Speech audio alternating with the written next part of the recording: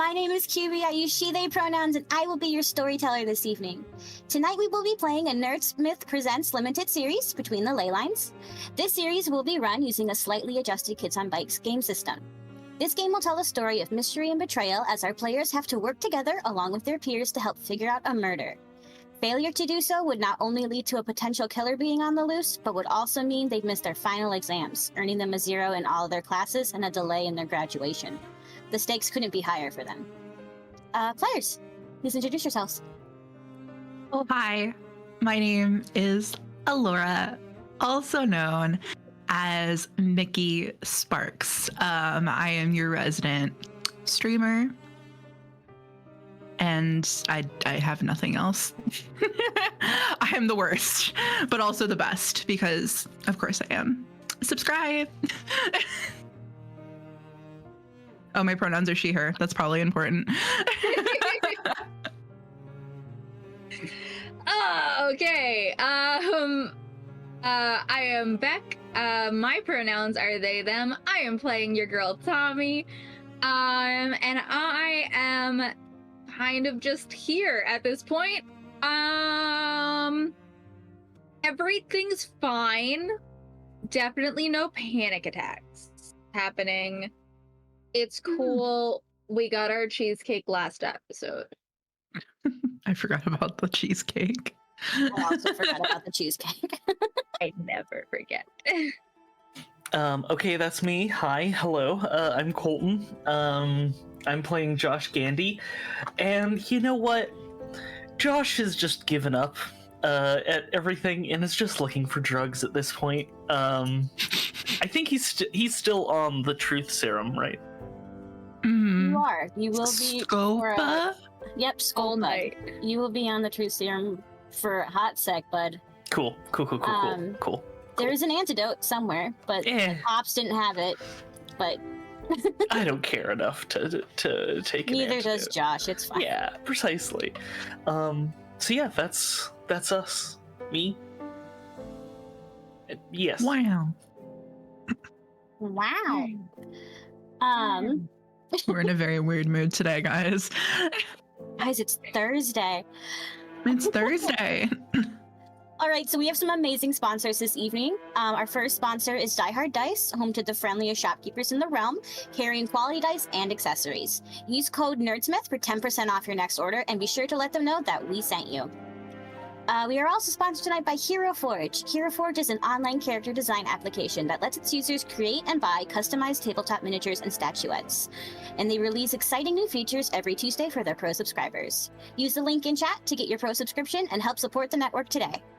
We are also sponsored tonight by World Anvil. World Anvil is a set of world-building tools that help you create, organize, and store your world setting.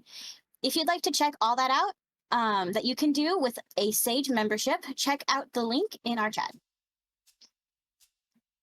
And we will do a quick recap.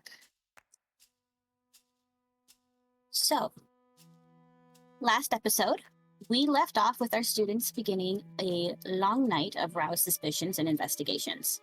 We opened to our main city assigned detective, Evelyn Hart, beginning her individual interviews on our main cast, beginning with Tommy and ending with Mikki. Once the questioning ended, the students then went to go talk to some of their other classmates before investigating more of the spaces that they find themselves in. Before that, however, Josh's butterflies returned from the mission he sent them on, reporting back with their findings.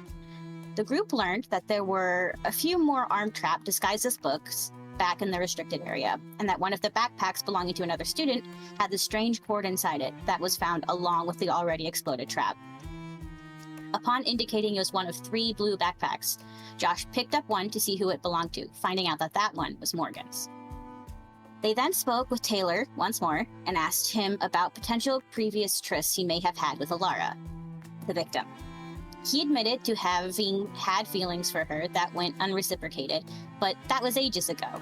Tommy then pointed out that Allorah had mentioned she had gotten the restricted section slot last second, meaning that there was a potential for this to have been a trap for someone else. Alarmed at that idea, the group then ran to Nix, who was ordering something to eat at the cafe, and asked who previously had the spot.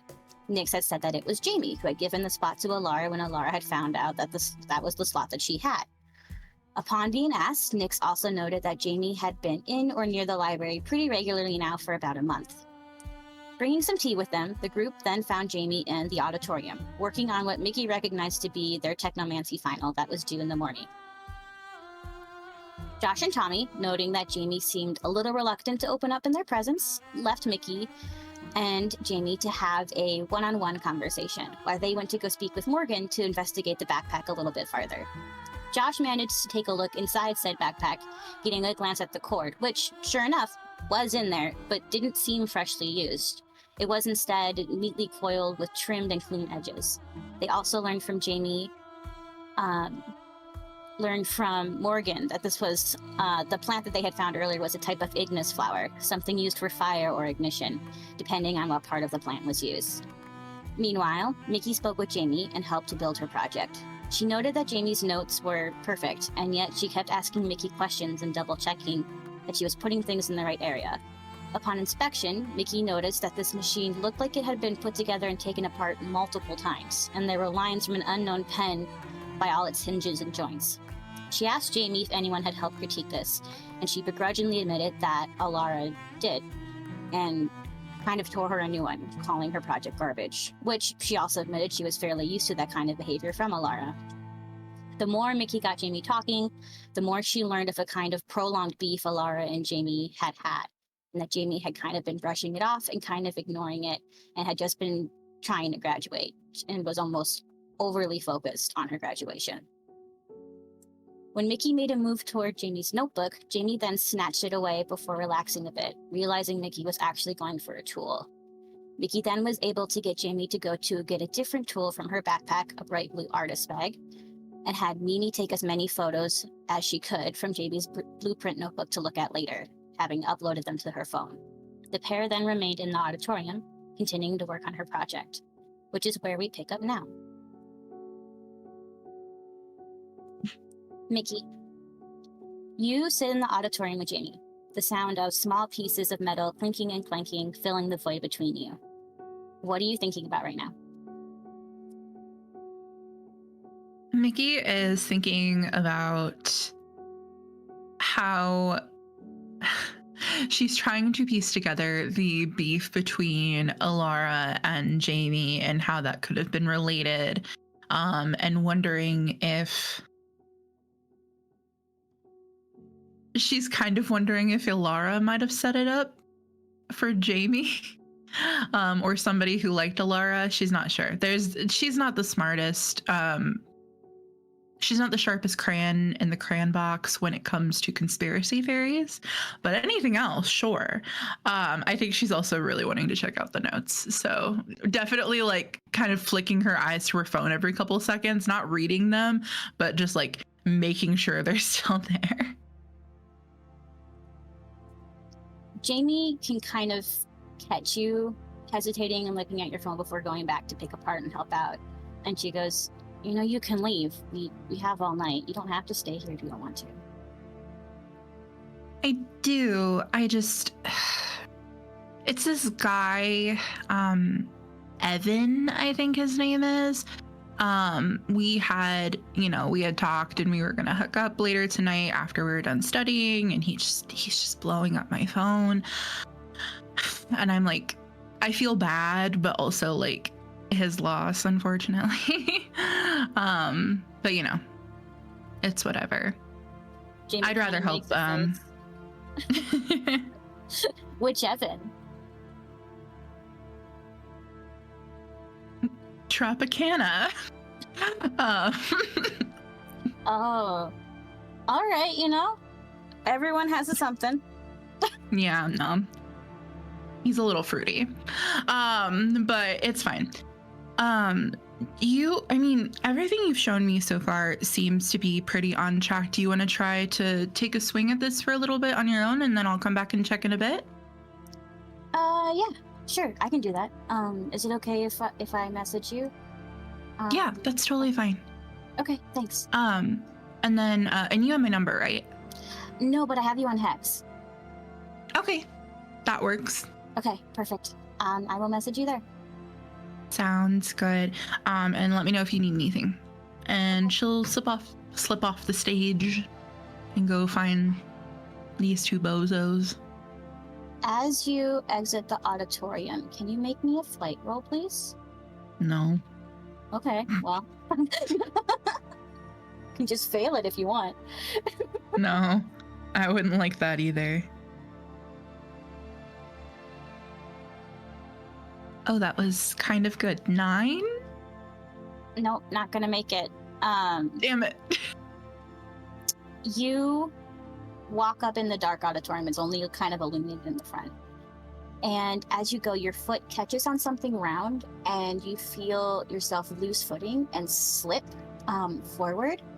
While you're falling, can you roll brains for me? Yes, I can definitely do that. Guys, I'm scared. 17. Hell yeah. Okay. You fall, you slip, and trying to catch yourself, you end up slipping on your side. So you're able to see what tripped you as it flies away under the seats in the auditorium. You see a little teardrop bottle that you saw earlier this evening when the detective handed it to you. Of Scopa. Completely sealed, full of the shiny white liquid, flying away under the seats of the auditorium. Can I try to go catch it? Yeah, for sure. You know exactly where it landed. It's easy enough to go get it. You're gonna have to monkey over a couple seats. But yeah, you can absolutely go get it. She's 100% making it look like she lost her phone. She's like, where is it? Mimi, can I get some light? And you're and a little light comes out of her head, and I think what happens is she has like a little face, and she just opens her mouth, and her screen glows brighter. Wah. And she kind of hovers behind you, helping you see the ground. And yeah, like 3 rows of chairs in front of you. You see it kind of glinting on the ground. She'll pick it up. Yeah, it's all yours. It is a full single dose of Scopa that lasts for 20 minutes. Completely sealed. The wax seal is still on it.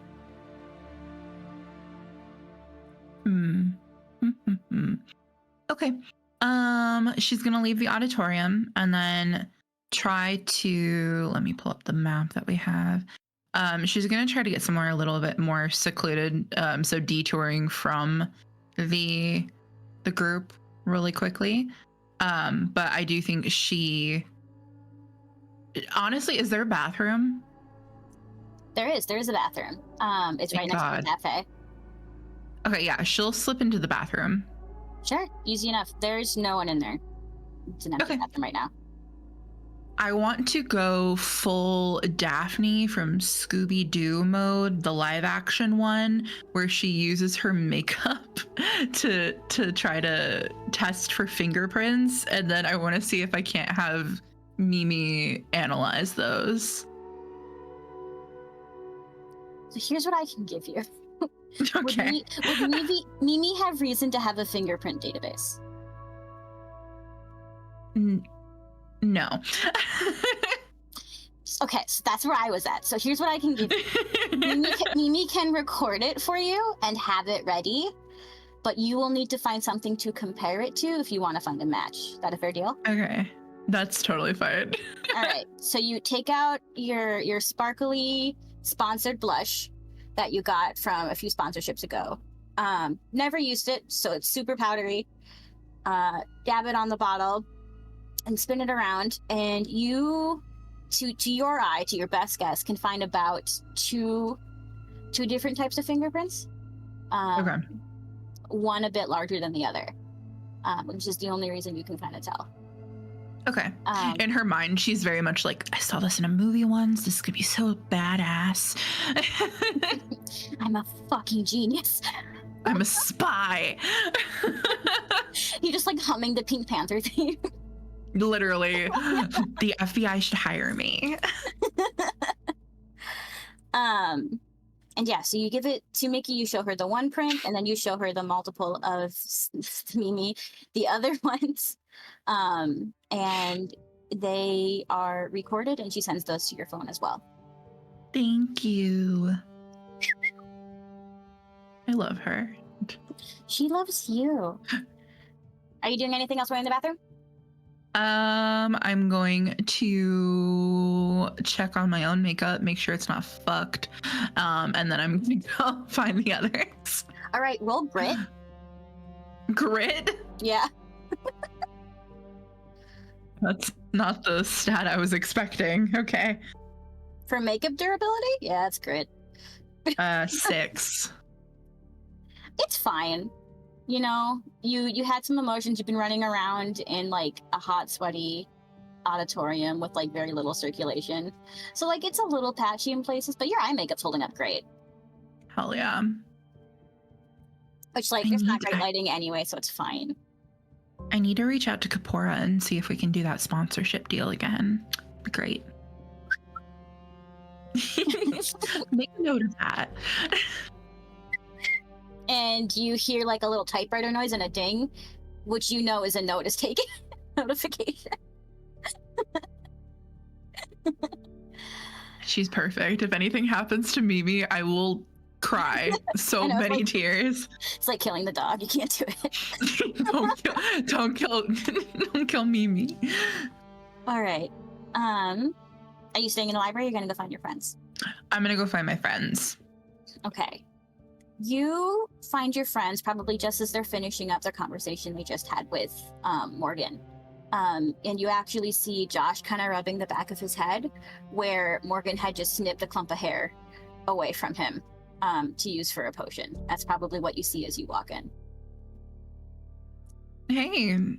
Did you get whacked in the head or something? Oh, I was donating some of my luscious locks to a potion. Charity? Oh. No, not charity, more an apology for, accidentally. Hey, you donated your hair as an apology? Well, yeah, I was accidentally moving. I've had a lot of exes do some weird ass apologies, but honestly, that's probably the one that tops it all. Oh, we're not ex. No, I know, but just in the terms of weird apologies I've heard of. Oh, yeah.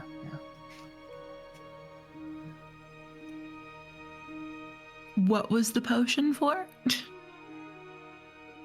What was the potion for? I don't remember. She found out you have a natural gift to talk to animals, specifically butterflies, so she wanted to see if you could make that a transferable concoction with your hair.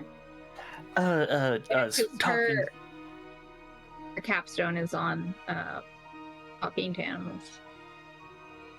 A talking to animals potion, right, Morgan? Morgan, like from the floor, not looking up, is, yep, that's right. Let me know how that works out for you.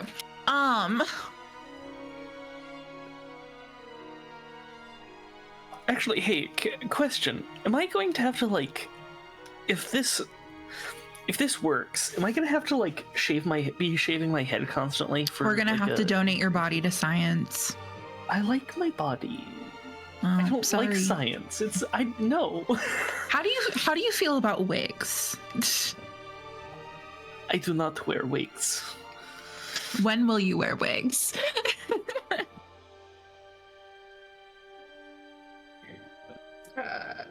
Morgan looks up from her crisscross applesauce pose and goes, I mean, it's debatable depending on how much you're willing to donate. It would help me exponentially, but I am not expecting much. This is merely a demo for what can possibly be done in the future. Ideally, we can isolate the elements that was within your hair to, like, recreate it, hopefully. If not, okay. you will be contacted. Okay, yeah, sure, cool. I believe in you. We need to, well, potentially make a marketing campaign for Josh's luscious locks.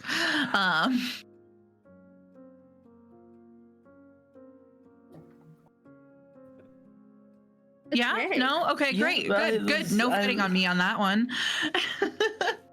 I called the trademark on your hair. Well, hold on. Now I might have to disagree with you on that. But no, I'm always happy for more press. Oh yeah, press is great. Yeah. So what have you two been up to besides clipping your hair off? Just helping with Talking to Morgan. Shall we head back to our table? Yeah. How was your cheesecake, by the way? Real good. Real good. Real good. No. Good. No regret. Had it separated, or was it like okay still? It was perfect. The snow kept it chilled. Hell yeah. Anyway. Okay. Boop boop boop. Back inside our bubble. Yes. Yep, you are back inside the soundproof bubble, which the officers have neglected to take down. So you are soundproof right now. They're so good at their jobs. Yeah. So good news. Morgan did not have a bomb in her bag. She did have the same cord, Good. but it was like wrapped up and like stored. So I'm assuming it's some sort of component? Is that what they're called? Correct. Yes. You go here. I'm a communications major. You know words, right? Startling. On a scale of 1 to 10, how good are you at communicating? I'm Anyway, gonna say I a think solid the 5. cord was probably something that was like, you know, is the equip, like it's just a cord. It's not a special cord. It's probably, you know, it's like incense or parchment. It's just weird. Do you think that perhaps there's another bag with a, I don't know, bomb in it? I mean, Only if they didn't use all the bombs. yeah, my guys didn't see anything else. They only saw the cord in Morgan's bag. And They did make note there were 3 more explosives. Sorry, but they said it was all in the restricted section, right? Yes. Yeah.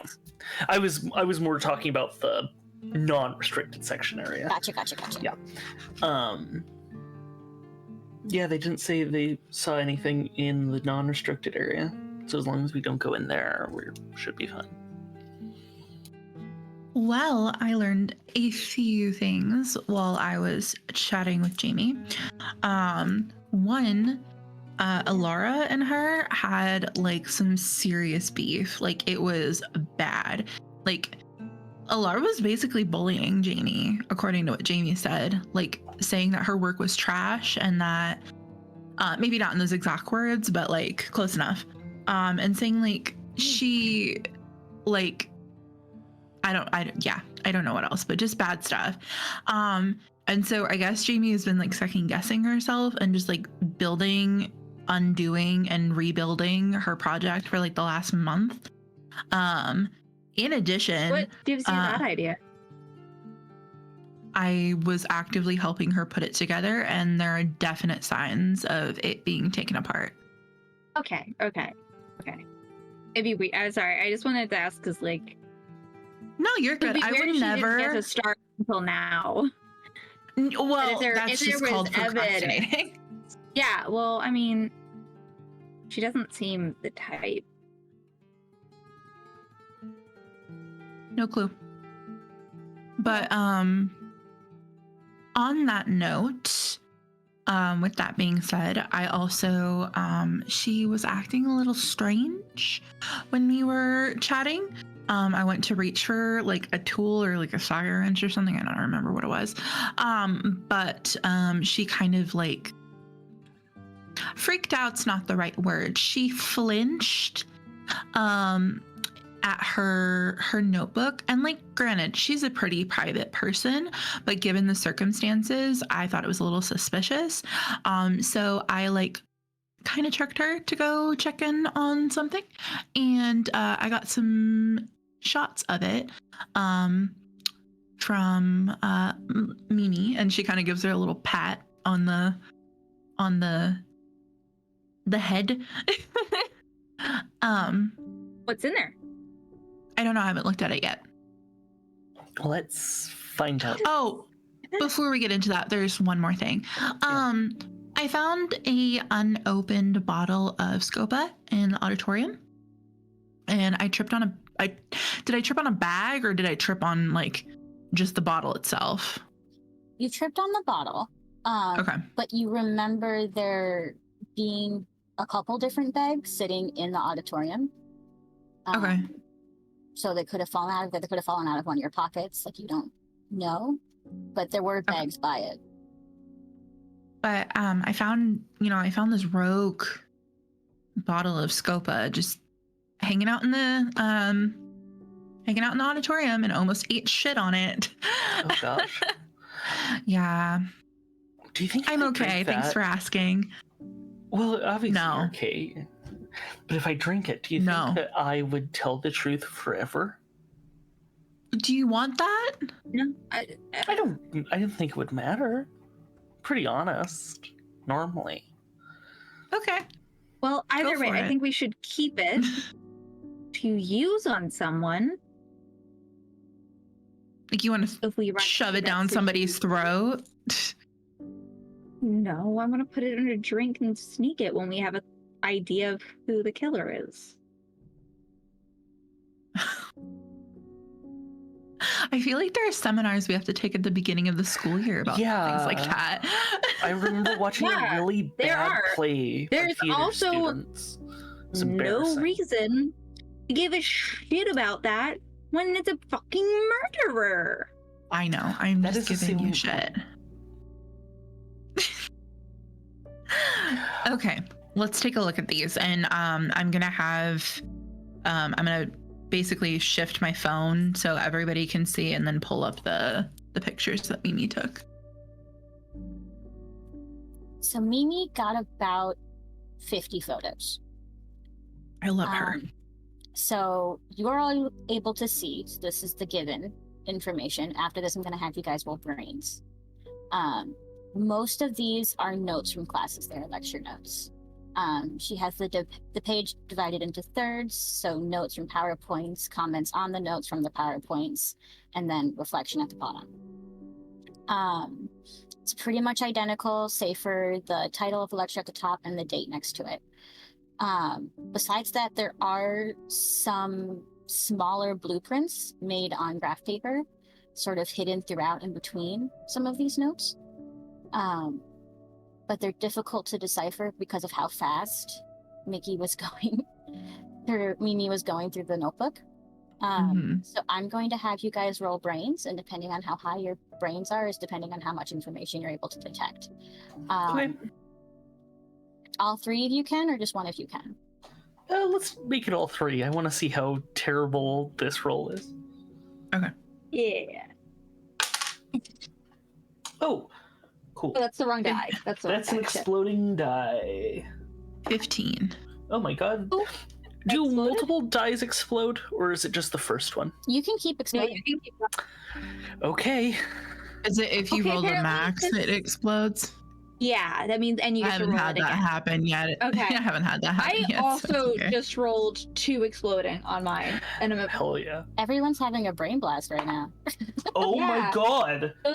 Did you just roll a third? Yeah. So I'm at 12 now. Okay, that's the highest you needed to get to. Oh my god. Okay. Okay. Still want to see. I need to know the math on mine. Hold on. You roll 15. higher than me. Okay, I was gonna say if you Uh, roll higher than me, I'm gonna be so mad. Tommy rolled a 33. Oh my god! Oh my god. I just want to tell you who the killer is right now. What the fuck? Again, Tommy is smart. She's just bad at school. You're having your Jimmy Because Neutron she brain blast doesn't moment. Care. I mean, I gotta figure out a reward for that. That's really good. We're gonna come back to that in a little Okay. bit. That was Okay. fantastic. I did not think you guys would reach 12. Okay.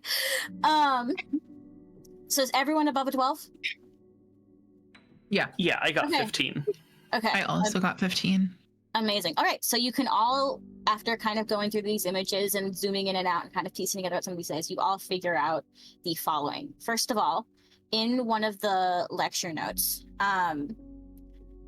So you figure out that Allorah's class notes seem to have the least amount of notes taken during it. It's like a lot of these have pretty heavy bullet pointed, underlined, color coded systems to memorize what Jamie's learning. Allorah's are like maybe 5 bullet points each, not a lot of reflection, but a lot of comments. And a lot of the comments seems very sarcastic about the lecture and a little bit demeaning. With that 12, one does stand out to you that says, gee, I wonder who wrote that, Allorah. And then she has drawn an eye roll emoji.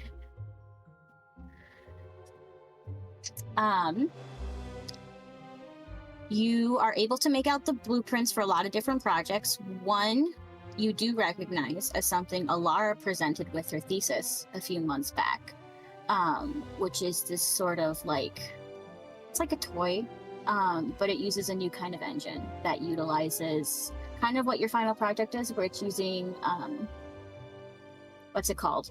You know those ball things where you like make them click and they go forever? What's that word called? Newton's cradle. Yeah, but where it can go forever? Oh, a perpetual motion machine? That one. It's that, but with water. Like it basically just recreates the water as an engine. So it can go forever without needing fuel. But she was able to make it. Yeah. She was able to make it on like a miniature scale. That's kind of cool. And there's blueprints for that in there, but you can't find out when she wrote the blueprints. So there's no date by it. So you don't know if she was figuring it out or if the blueprints were hers. You see the blueprints. Who designs that? It's in Jamie's notebook, but Allorah presented it with her thesis a few months ago when she was applying for a professorship. Okay. That's suspicious. You find blueprints for what is titled Metal Stanley. It is a foldable, flattenable machine that can unfold itself into a little task-seeking robot. So you can program a single task into it, flatten it, and then send it off to do the task where it'll unfold and then stop working after that. There is blueprints for a basic portable ignition sphere, but miniaturized. Under the title, it says ignition sphere, and then for camping is scrawled really largely underneath that standard title block, with a smiley face underneath. There is a cloaking collar for miniature dogs that seems to trigger temporary invisibility by pushing the watch face in. And there is a pulley system that releases a liquid. And you do remember Nyx talking about this one when you asked her what Jamie had been working on in the library. She talked about her making a milk dispenser that you could have it dispense milk with a string. This fits that description, but you don't see any notes here talking about milk. And those are the blueprints you're able to decipher.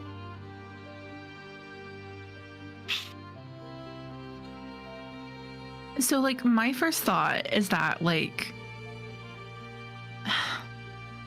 when was Allorah's thesis presentation? I need that's important to my timeline. Probably late September, early October. It is almost end of December right now. When was this written? Is there a date?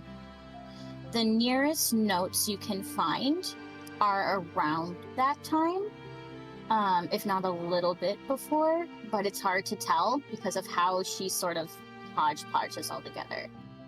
Okay.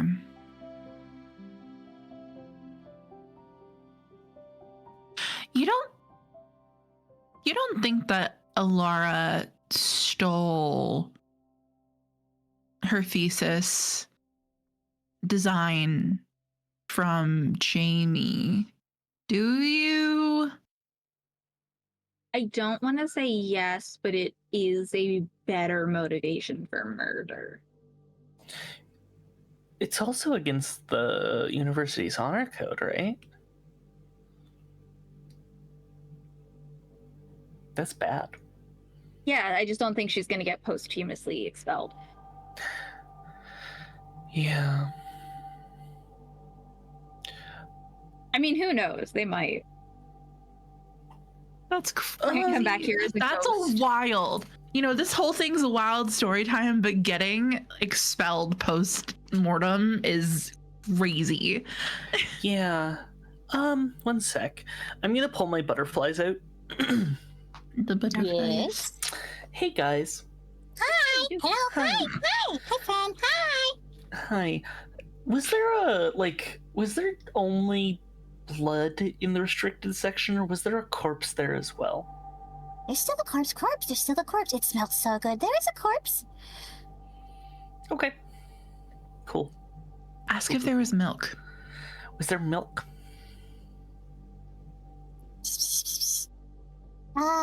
No? What No. is milk? Oh, yeah, you're not mammals.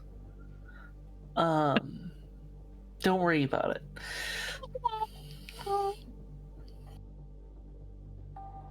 I love these butterflies. Me so too. much.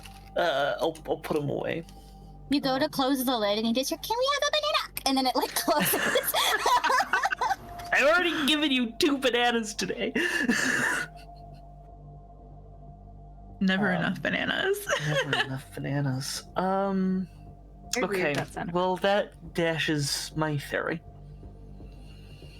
Because I was thinking, what if Allorah took all of these things, used the milk producer to like spray fake blood everywhere, the invisibility color to go invisible, and then exploded nothing. But if there's a corpse, that's not.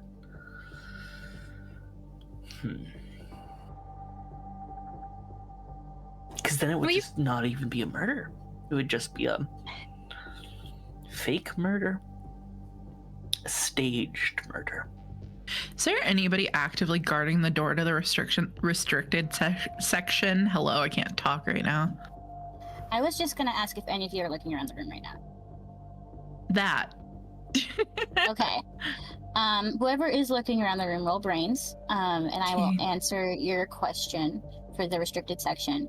You can see the officer with the long black hair pulled back into a bun that originally told the detective about the cord, is on her knees inspecting the corpse that is under the blanket. You can kind of piece together that she's forensics. She's there, and there is the male officer that was helping with the interviews earlier, kind of standing next to her, but not super paying attention to much. He's just sort of there as a symbol of authority. I got a 2. I got a 5. 14. Josh, you are recovering from that brain blast you just had. Like, hieroglyphs got put together for you, and you're like still riding that ride. So you are not paying attention to the room around you. Tommy, what did you get?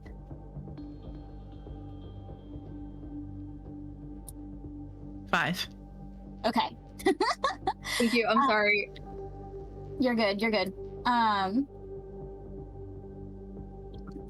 So, Mikki, you look around the room, you figure out what's going on with the restricted section. You also see that taller, leaner brunette with the glasses that exited the restricted section before Allorah went in, kind of looking at your group a little bit here and there, as he kind of is scanning the whole crowd, but he tends to land back on your group for a little bit before kind of going back to lean against one of the bookshelves in the back. What's he reading? He's not reading anymore. He's standing and observing, but the book he was reading is back on the table where he kind of left it. Sorry. That meant, so I'm just double checking. Josh and I both failed, right? Yes. You Okay, would so we would get be our able token. to. Yes. Yes, Cool. yes, you do. Sorry, it's a mechanic that I want to make sure we're keeping track of. Good planks. I forgot. Good plan. Take those. Sorry, thank you. Can I read what the title of the book is from here? It's a little bit away, but you could send a butterfly out. You asked very nicely. Hey, Josh. Yes. Could you, pretty please, with the cherry on top, find out what that book over there is called for me? I can't see far. I know. I thought maybe you could use one of your little friends. Oh,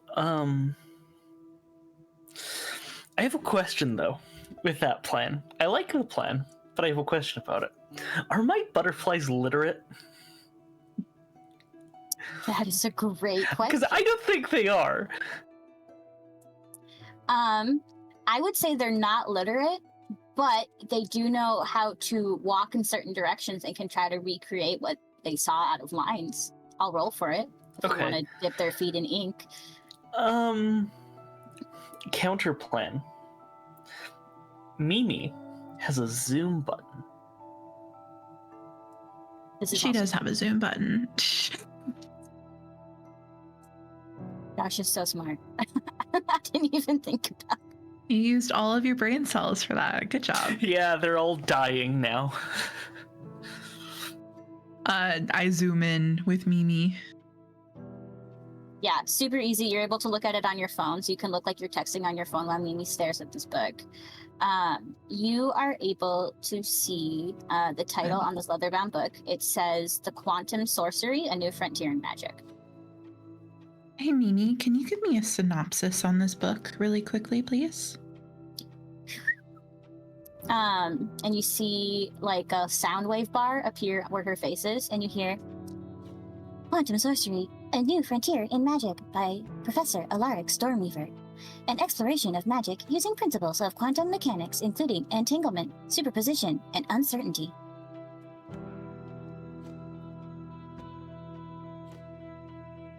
Aren't you supposed to be like certain about magic though when you cast it?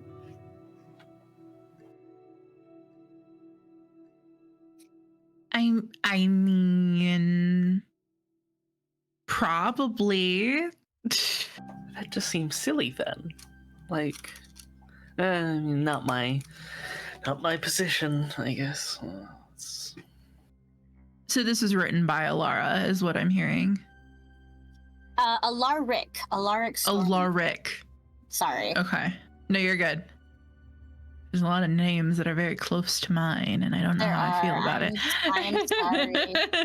No, you know, no sorries. It was just funny. Okay.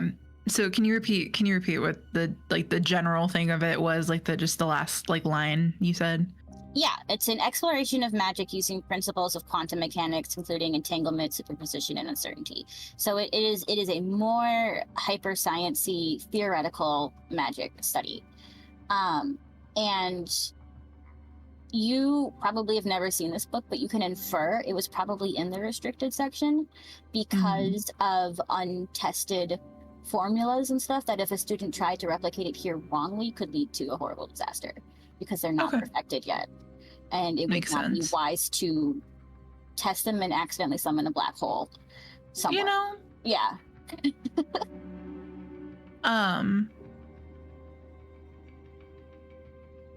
You're not allowed to take books out of the restricted section, right? You can, as long as it stays in the library and that the librarian is aware of it. So you can talk to Nyx about that. Yeah. Because that's the official rule. Hey guys. Yes. Question for you. That guy that bumped into Allorah earlier that I told you about, he's definitely staring at us. Oh shit. What? Don't look. Don't be so obvious. It's okay. Just don't like full. Damn it, Tommy. But that book that he was reading is, one, it's left out on the table, and two, it was definitely from the restricted section. So I know that we can't really put those back at the moment just because the restricted section, you know, like there's like a body there. Sure. But yeah.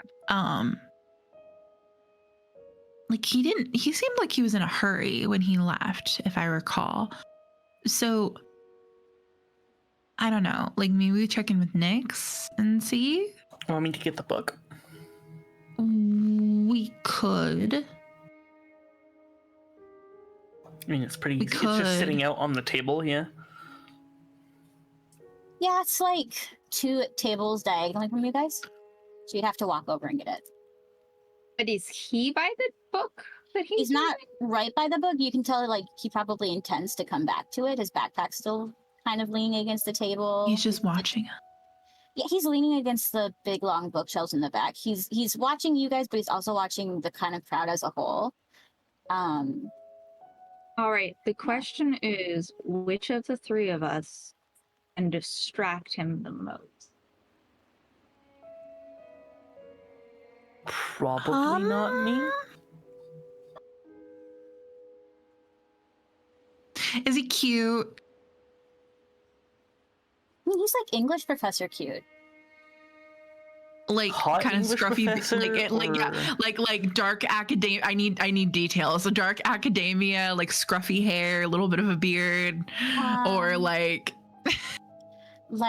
Remus Lupin fashion. okay. Like Peter from Narnia face. Interesting. Okay. Brunette hair Should I go paint and square glasses. bird on his wall? Should I 500 Days of Summer this bitch? Do it. It'll be funny. What is I have the utmost confidence in you. And just in case you fail, it's okay. hey Mimi, can you go with Tommy and hyperanalyze his expressions, but also if she fucks up, definitely record it for later. Love you. And So, Mimi makes like a little like kissy soundtrack noise. so is this a definitely take the book while Tommy distracts, or? Yeah. I think what we should do is try to head in multiple directions at one time. He can't stare at all of us at once. That's true.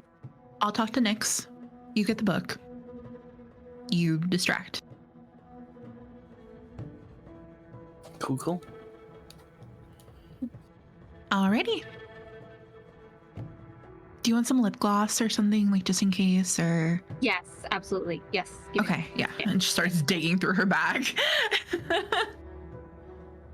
gives you like this very nice lip gloss that definitely still has the seal on it. Perfect. It's from the same sponsored brand as earlier. Right. I make sure I rip the thing open. And I squeeze that a bit onto a napkin so it doesn't seem too new.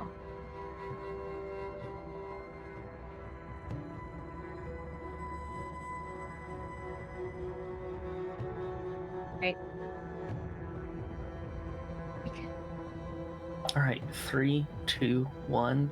Break. Let's go. Yeah. Blue 42. Blue 42. How do you want to follow? How do you want the cameras to follow right now?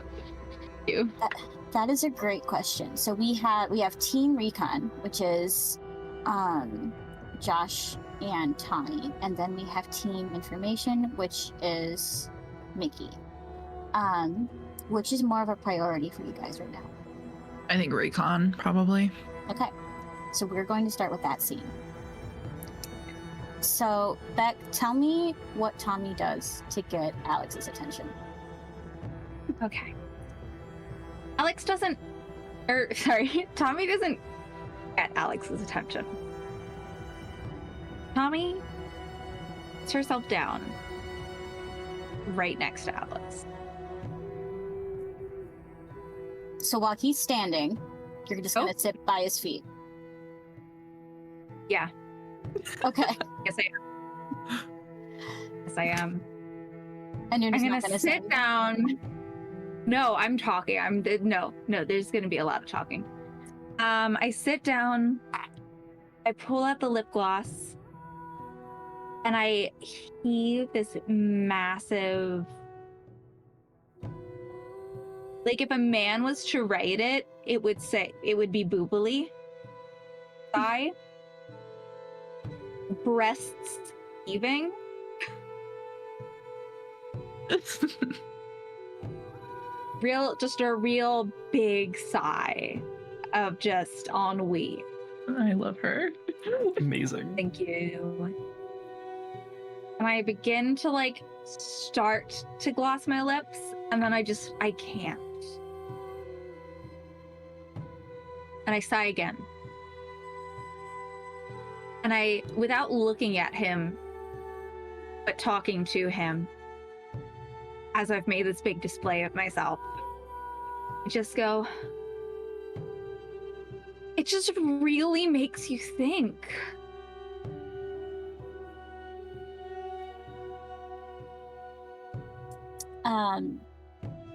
He kind of pauses his scanning. I'm sorry, I'm trying not to laugh. He kind of pauses his scanning and looks down at you and goes, what's making you think? It's just like 1 minute we're here, and then the next minute, poof. You're nothing more than a blood smear on a stained window.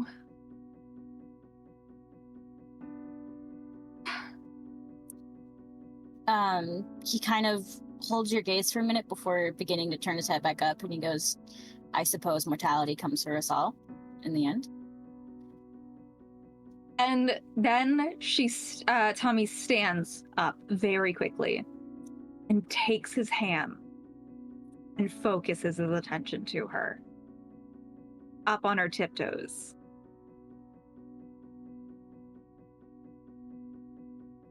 Don't you want to live before we die? Roll charm.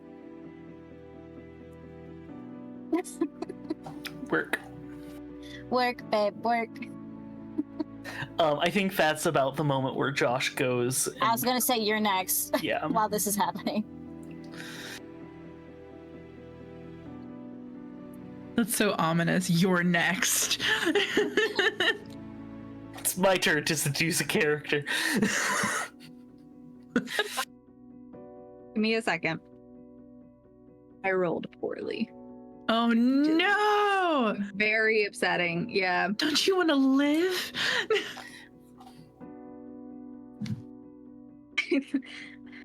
Things are bad. I just watched The Witch again, so in my head it was, wouldst thou like to live deliciously? That was an interesting movie. One big happy family. No. Does yeah. anybody? Hey, guys. Yes. Are we Would allowed to anyone grant like to- adversity? I was gonna say, would anyone like to give me an adversary token? You can have mine. spend 2. I just need 1. Okay. Yes, I'll give you 1. Thank you, and I'll 'cause I use only had mine. the 1. So that I can re-roll that check because I rolled really poorly.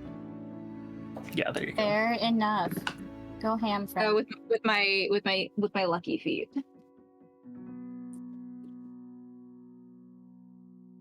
Okay, I'll take that one. That's the 16.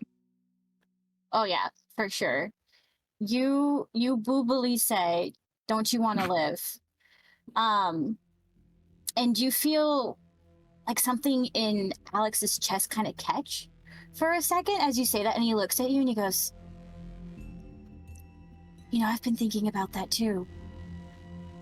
And he's like looking into your eyes really hard. Yeah. And he begins to go on this long spiel about. Oh, yeah. Of Of course he does. Yes, course it's he does. like he starts mansplaining like black holes and quantum theory. You said English major, and I was like, I've got this shit. Yeah, I know. He starts explaining like the inevitability of the end and all this stuff, like through the eyes of like how the world's gonna blow up one day, and like Mhm. even if we do make immortality possible, it's actually impossible because we're all just gonna get eaten by a black hole and become string. And like he goes on this whole rant, and it starts like it could be romantic, but then it goes into existentialism, and he does this for about 15 minutes, but he never breaks eye contact with you. How often God. does he blink?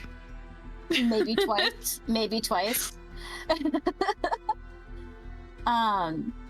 Josh, Yes. I need you to roll flight Yes. for me to swipe this book without being seen. Yeehaw. But for such a successful Yeehaw. charm roll, take a +3 to it. Ooh, okay. Let's go. Thank you. That is a 22. Jesus. Yeah, dude, you like walk by, like no one even sees your like arms move, and like you don't make a sound. It's just the book is there, and then the book is gone. What I'm learning from this experience is that Josh, if he fails out of school, is going to be a wonderful pickpocket. Oh, immensely so.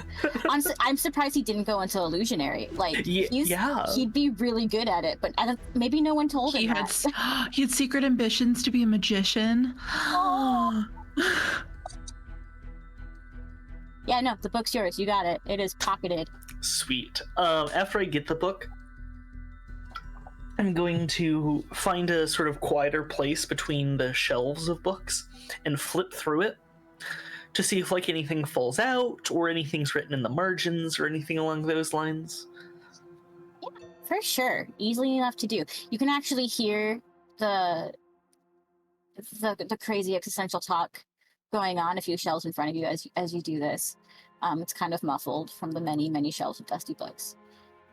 You flip through it. There's a lot of like equations, and there are notes in this book that should not be there in different colored pens, as though done by different students over time. Oh, sure. And you get the idea that whoever was going through this or studying this all had about the same sort of pretentiousness that Alex might have, and feeling like they may be right about this. And you look closer, they've like written over each other as though they're arguing with the person that is not in the room about these equations. Like that, the book's full of this. There is a lot of that. But nothing seems to fall out of the book. You do note that it was checked out today, however. This isn't a book he's had for a long time. He did check it out today. Who checked it out previously? Previously? Yes. Let me look. Go to my record.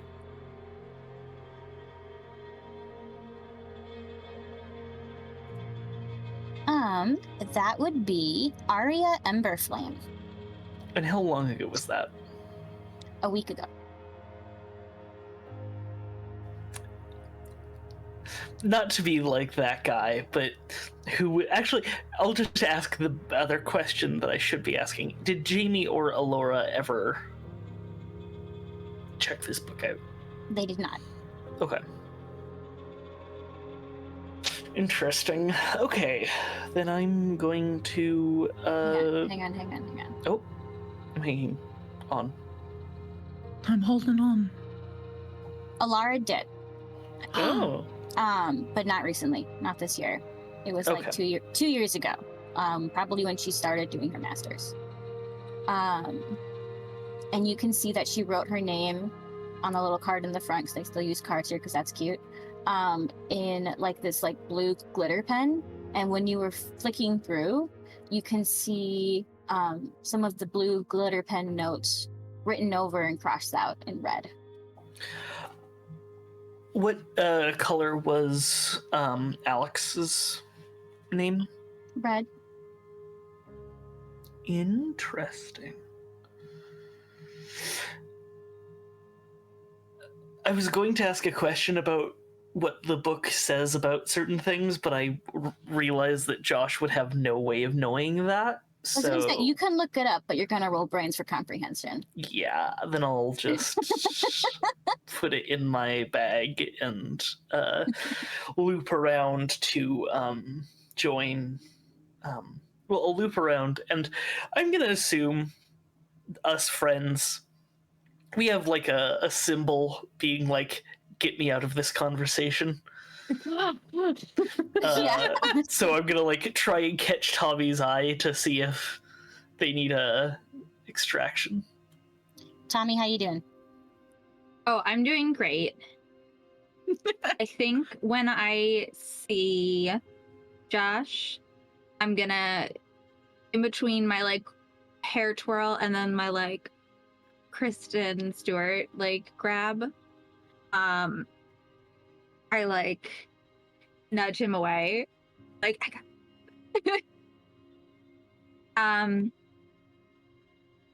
and like just as Alex has hit some major point of expression, I'm going to get back up on my toes. He might not even be taller than me, but you know, it's the character of it all. And I'm going to take my finger and I'm going to gently put it on his lower lip. shush him. I think he stops like mid-word, but that Mhm. gentle touch does like render him completely silent instantly. Just big eyes. This moment was beautiful. Oh my god.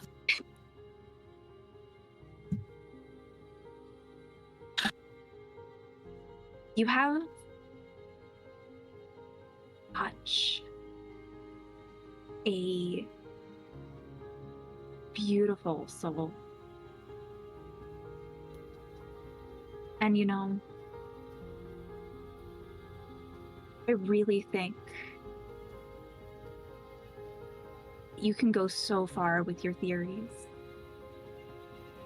and your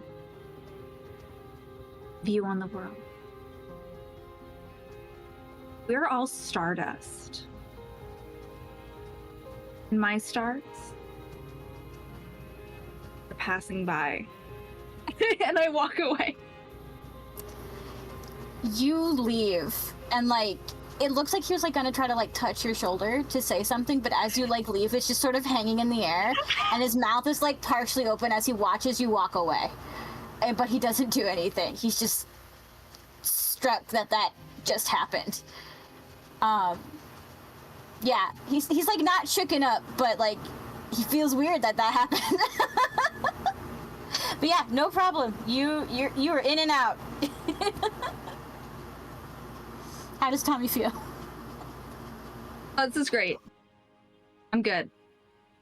This has been wonderful.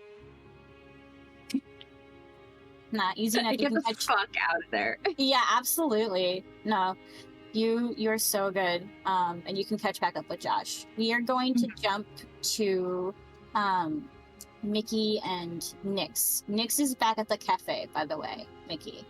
Kind of where you left her earlier. Oh, thank God. I was craving a latte.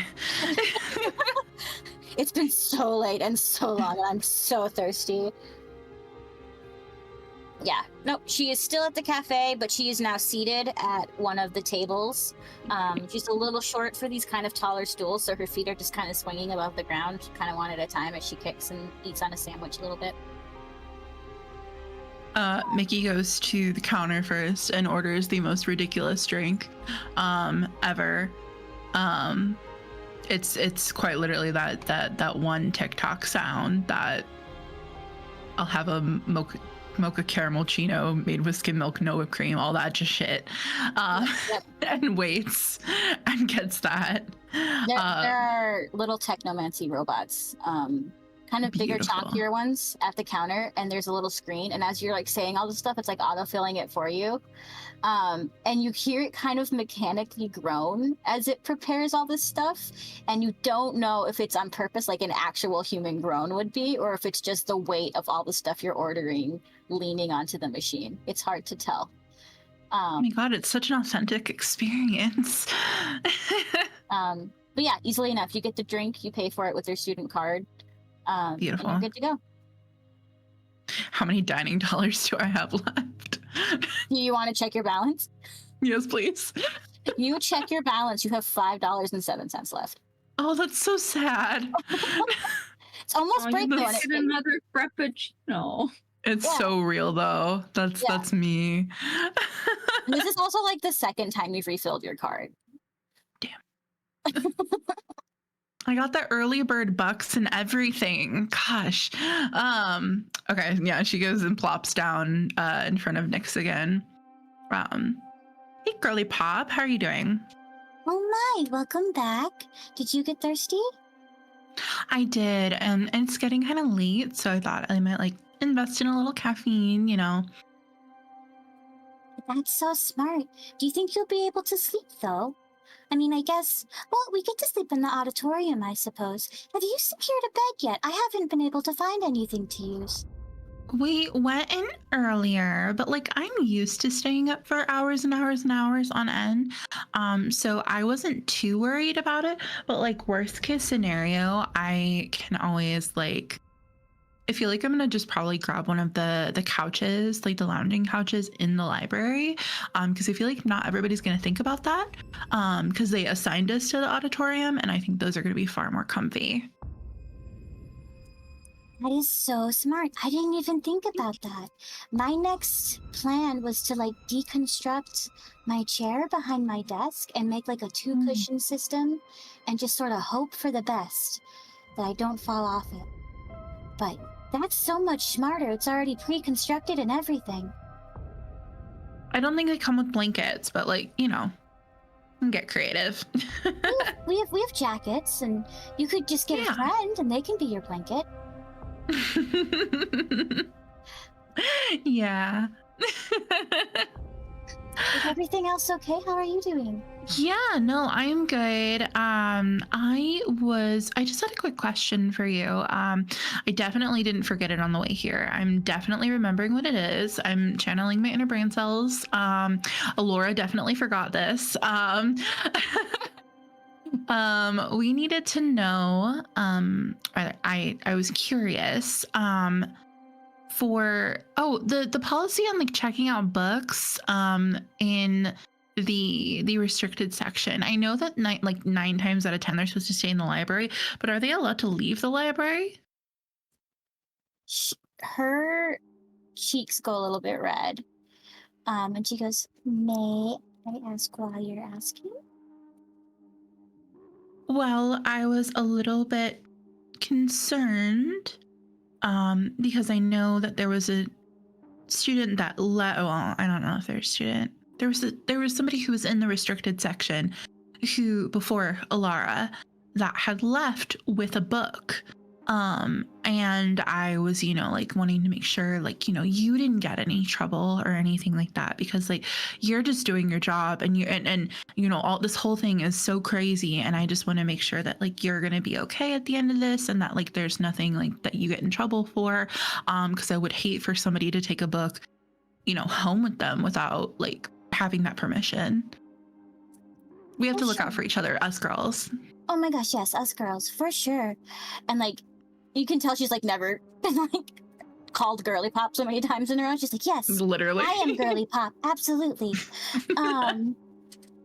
No, so I mean, okay, so don't tell anyone higher up, like especially like the dean. Secret safe with me. Okay, so certain students, especially if I know they have big projects going on, I will let them take a restricted section book home as long as they bring it back within a day or two. So a couple students have gotten permission to do that for me. And I'm pretty much the only librarian I know that does that, but you're correct otherwise. Otherwise, they need to stay within the library parameters while they have the books. Gotcha. Is anybody who like may have checked one out like here tonight? Like that is taking it home? 3 of them, technically. Allorah, Alex, and Jamie all have. But they're also the only people here that would frequent the restricted section. I think that makes sense. Maybe Kay has gone in once. She needed a really obscure book on an enchanted artist that was a little bit disturbing, but that is what she chose to check out. And I believe that's it. I don't think any of you 3 have. Oh, and Riley. Riley frequents it pretty frequently. But she's never asked to leave the library with a book before, which is fine. Very respectable. Gotcha. What was, if you don't mind my asking, what were the books that they checked out? Which one? Allorah, Jamie, and Alex. Oh, goodness. Alex checks out a lot of rune-based and science-backed books. That seems to be his focus. It's not his degree, which I do find very interesting. So, well, that's his whole thing.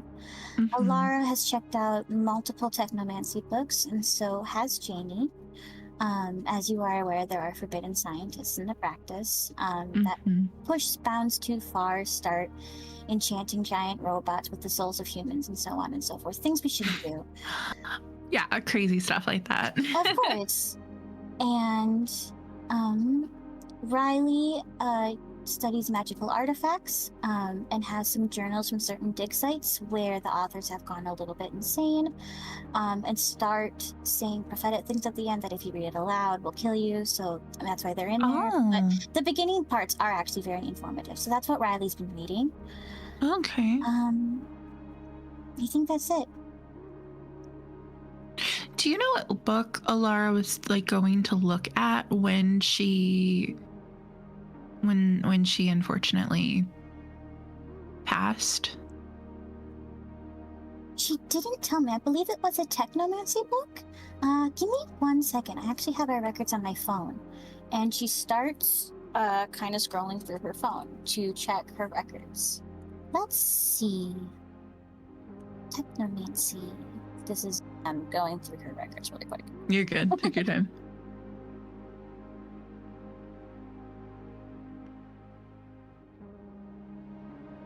There's my books. There's my books. Okay. So on her list, she had a list of 5 books, but a couple we don't have in stock. So she was looking for The Art of Enchantment, The Language of the Ancients, The Artificer's Handbook,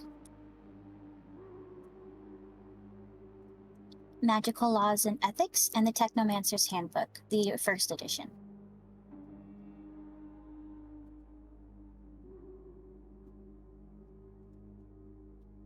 Okay. Could you like send me a copy of that just out of curiosity? I was obviously, I mean, you know, I'm a technomancy student, so like I was just considering different options for my thesis when I go in to get my master's and everything like that. And you know, I would love to pay tribute to Allorah, especially after everything that's happened. I've been thinking a lot about it over the last few hours, and I think that it might be a good thing to do. Well, I can't give you a copy of the Technomancer's Handbook first edition. Oh, I meant a list of the books. Okay. Because as you know, there's a curse on every single copy of the first edition handbook. But the second edition I can get you for sure, no problem. We have a zillion of those. But yes, a list. I will get you a list right away. And this is DM sending a list in the chat for you guys. Thank you. I'm sorry, that caught me so off guard for some reason. Just like, there's a curse on every first copy. I was like, what? I'm sorry, it just was funny to me. I love Nick. She's very calm about all of this. I think you have to be calm to work 20 feet away from a collection of books that can kill you instantly. Yeah. Nick's so looking true, horrors. Do I have any inkling about what this curse is? Is this common knowledge?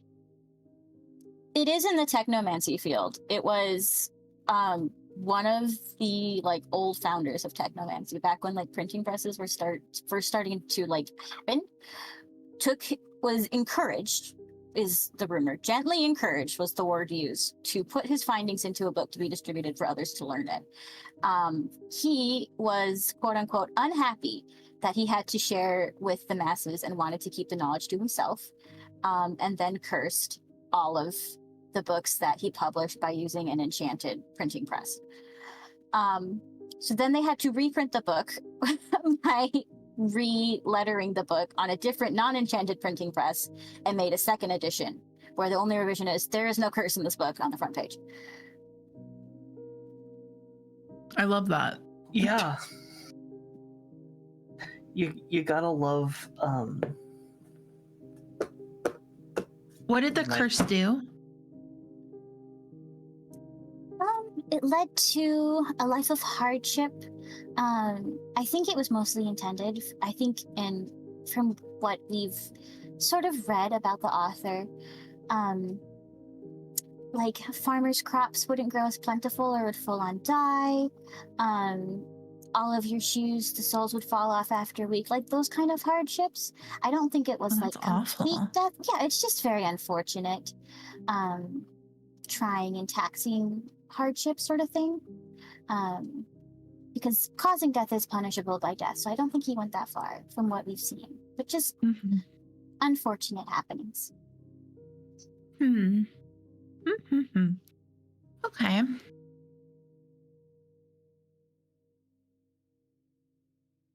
Can I ask you more of a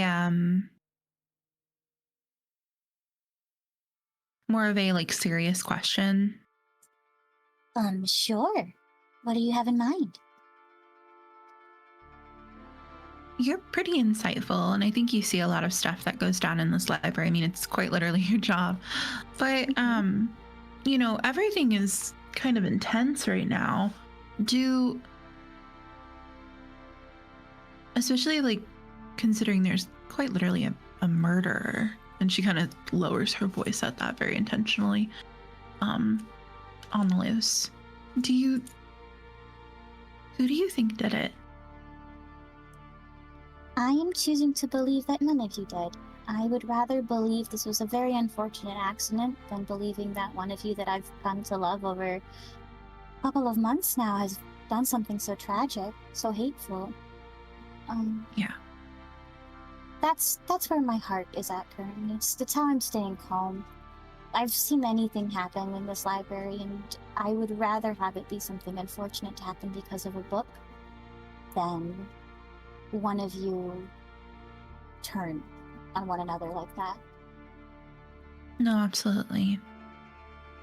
But thank you for asking. Do you think someone did it? I'm not sure. I have a lot of fear, I think, with it being so close to me.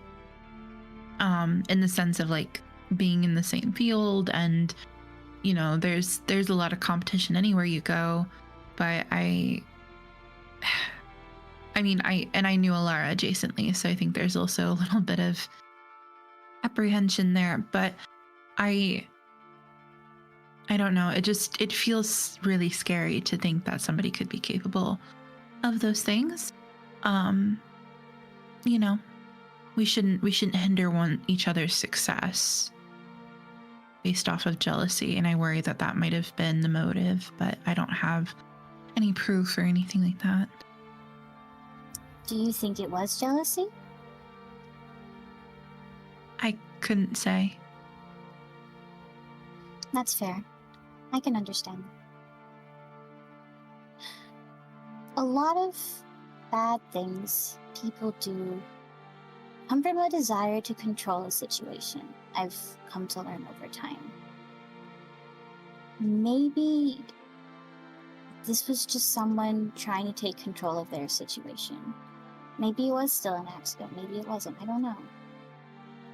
But if someone did do this, I don't think it was just as simple as jealousy.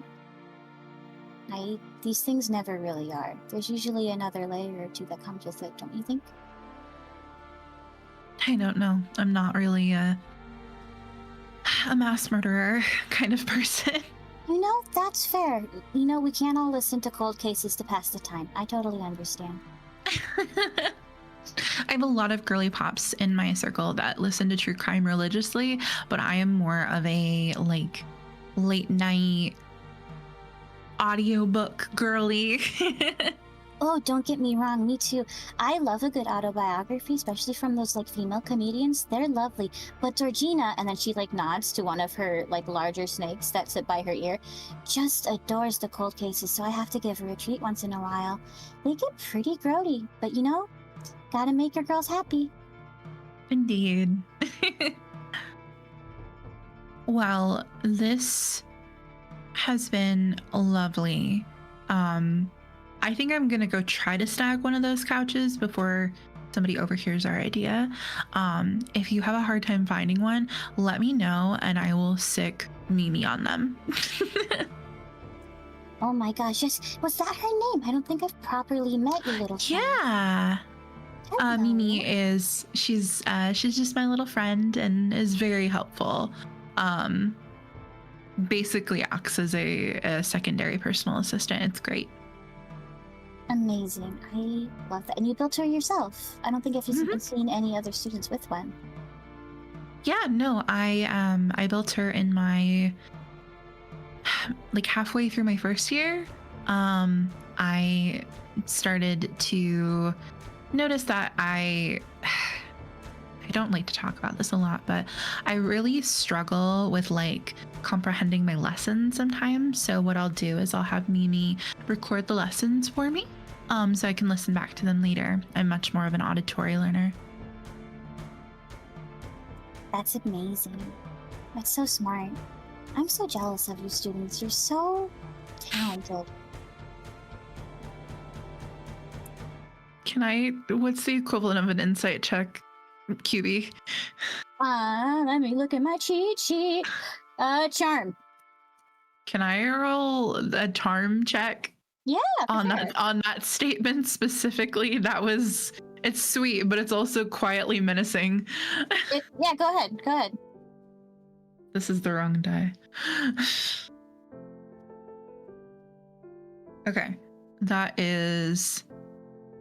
Oh, and I can add my skill die, right? That's a 15. Amazing. Oh wait, it's an exploding die, right? Yeah, Okay, hold on. Never mind. Please hold. holding. 25. Jesus. I gotta start making these stats higher. No, easily enough. Like, she is being genuine. Like, she is just in awe of all that you students do. And you don't know too much about Nyx's history. You know she's not a student, but she is pretty young. So you don't know if she's ever tried to go to school here, become a student here. But you know she isn't currently. And there is a little bit of jealousy in her voice as she talks about all that you guys are able to do and create and the talents you all hold. But she is being genuine. She is impressed.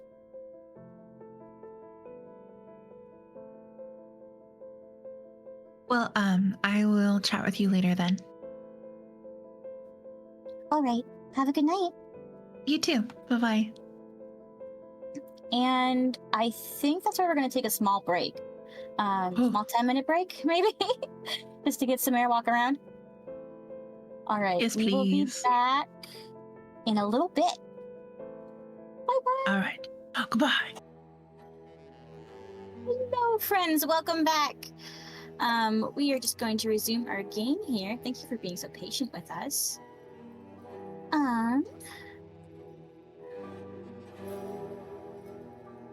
So Mikki, we just wrapped with Nyx.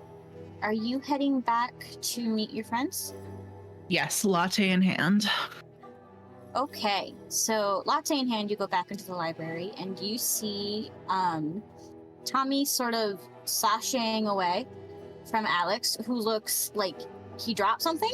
He's just shocked.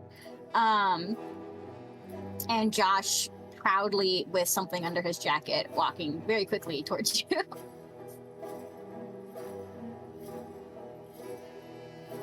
I think you left his jaw on the floor, Tommy. What did you say to him? Wait, no, Mimi recorded it. I can watch it back later. Oh. Wait. Make sure to clip that chat.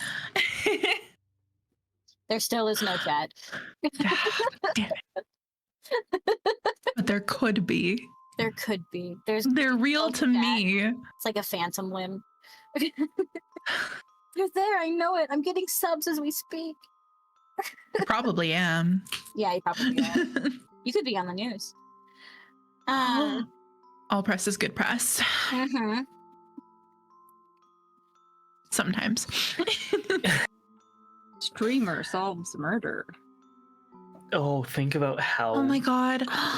My name's gonna look so beautiful in lights. What if I'm on the Today Show? Or the Tomorrow Show, sorry. My nose bleeds a little bit. The name on everybody's lips, it's gonna be Mikki. Mikki.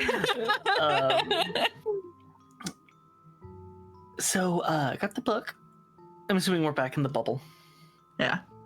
Yeah, I'm back. Yeah, You go back to the bubble. Cool. The bubble is our headquarters. Yes. It's in the middle of the library. This is headquarters. Also, we should definitely grab couches for bed instead of having to sleep in the auditorium, is all I'm saying. Oh yeah, I mean, I was gonna sleep in that hammock in the atrium, but that works. With the too. creepy ass birds. I hate the birds, but as long as my butterflies, You're are gonna out- wake up to one of those, Josh, and it's gonna be right here. Well, then I'll eat it. Okay. Okay. Weird flex, but all right. I guess that's. I don't know. Maybe I won't eat it. Can I get a poll in the chat? Do we think that Josh is actually going to eat the bird or not? It's like that one French dish that you have to eat with a veil over your head to make sure that God doesn't see you. I know That's what a you're real talking thing, about. by the way. I know what you're talking about out of character, but I don't remember what it's called. Also, either. I love the idea that Josh just knows about that for some inexplicable reason. Oh, It's one of your. oh no! Josh 100% watches like Anthony Bourdain reruns, like in the middle of the night. Like that's his comfort shit. As someone who watches Anthony Bourdain reruns at the middle of the night How dare as my you. comfort shit, I'm feeling slightly called out here. Why do I keep doing this? I'm sorry. You're fine. He was a cool dude. No, he's good. But okay, look. So, Alex. Apparently, everyone just likes defacing these books because they're just covered in pretentious people talking to other pretentious people. Oh yeah. Allorah checked it out a year ago, and then Alex just checked it out, and all of Allorah's Allorah. Sorry. Lara. Like email, but an Lara Croft. Lara Croft. Okay. Elara's, all of her notes were Alex had zooped them out. Oh. So something's happening in the academic community. Do you think that they're like they were in a pretentious feud with each other? I would guarantee it. I don't understand any of these words. Well, no, that's not true. I understand like it's and idiot, but I don't really understand the rest of them. I wonder if Alex had any interaction with Jamie. If like they had any like correlation, because if Alex is like this pretentious person and yada yada yada, and then Jamie, may or may not have their own motive or had their designs stolen by Allorah, and then maybe like they teamed up, but like maybe Jamie was Jamie strikes me as a person who kind of wants to keep their head down. So like maybe they offhandedly remarked and Alex was like, oh, that's the perfect alibi. And Sure. then was like, wants to take her out or something like that. Or at least her notes. Mm. Well, do you think y'all could understand this? And I head to the page that has like the most Alex and Allorah margin notes. Sure. I'll take a stab at it. Sure. This is a just because of what this book is, it's like a DC of 21. Oh, okay. Great. Can I spend an adversary token to help out? Sure. Cool. All right. Kids On bikes. on bikes. I guess. Sorry for that. I'm sorry, I was flipping through my notes. I wanted to say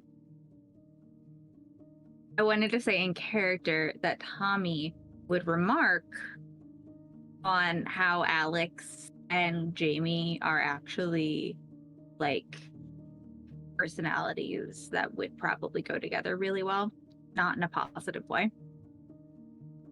Oh. Meaning that guys who talk like Alex and are that pretentious love a quiet girl that they can force around. Oh.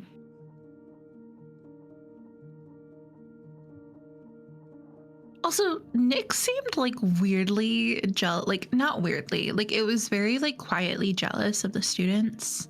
I don't know. I just got like a weird vibe. Her aura was a little off. I don't know. But okay. So let's take a look at this book. I'm gonna make a roll. Here's hoping it works. Okay. That is definitely not enough. How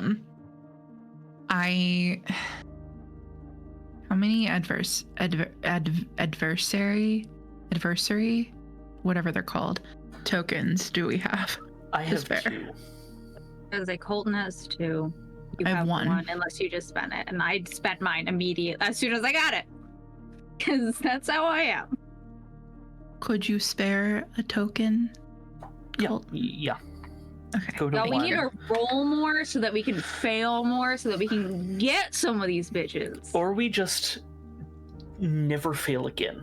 And then we don't need to worry about. True. So true, what if- bestie. But what if I want to use them for my special things? Oh, good point. Okay. Also, failing upward is a thing. We want to fail upward at this table. Yeah. What do I get for the help action? I believe it's no, luck is a reroll. The help. If you is have the a lucky reroll. feet. I used my lucky feet to reroll because I rolled a 2 on the first one. Okay. I think the help is just the sharing of the adversity tokens. Okay. Well, that's only an 18, I'm unfortunately. sorry. It's okay. I had to roll a 20 to even get the 21, so. I know. I'm sorry. It's hard. This is a hard book to read, right? There's a lot going on in the book itself, and there's a frick ton more in the margins, right? A lot of people with new notes. There's like new charts and runes and suggestions for spellcasting for this stuff that someone wrote hundreds of years ago. Mikki, I can see every equation. Allorah and mostly Alex arguing with a younger 2-year-old Allorah's notes, is correcting her use of symbology, calling it outdated and archaic. Ew. But that's really all you can gather from it. Okay, this guy might be the worst.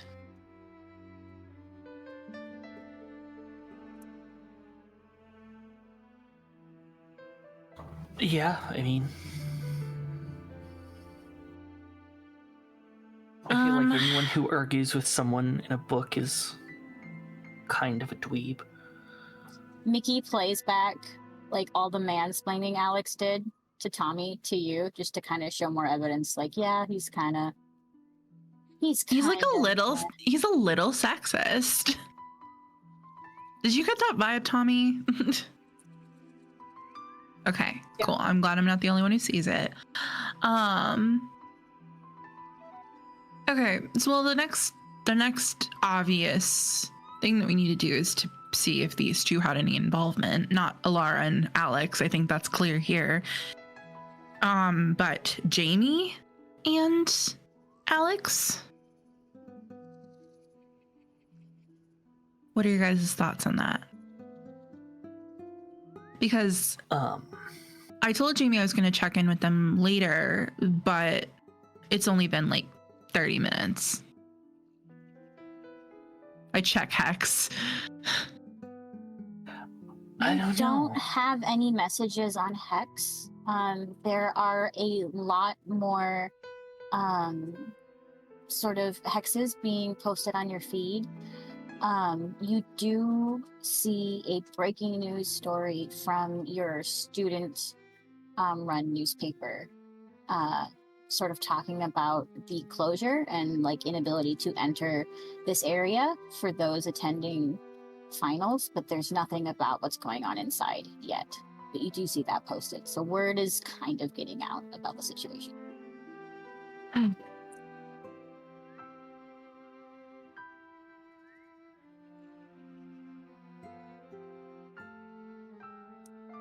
I will say that you can see Jamie's online status is online.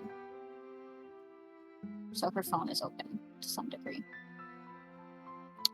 What do we think? Do we want to pursue that, or do we want to try something else?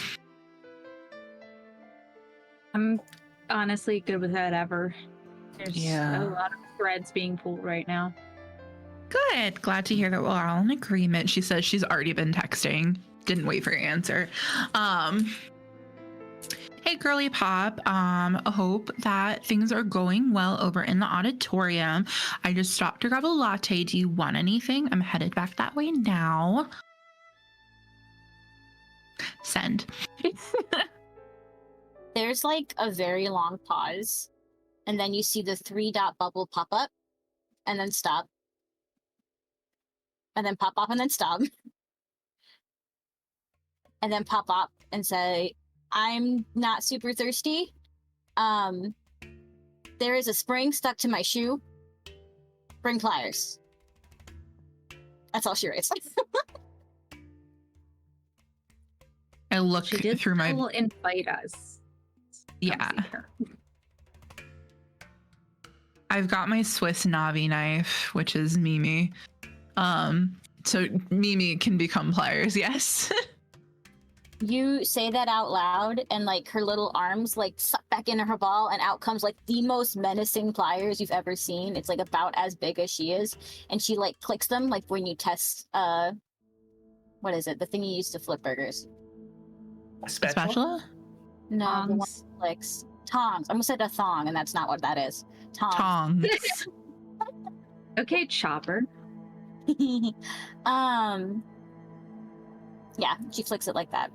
She is ready. She has little determined emoji eyes. It's a surprise Mimi tool that'll help us later. Hot dog. Alrighty. Hot dog.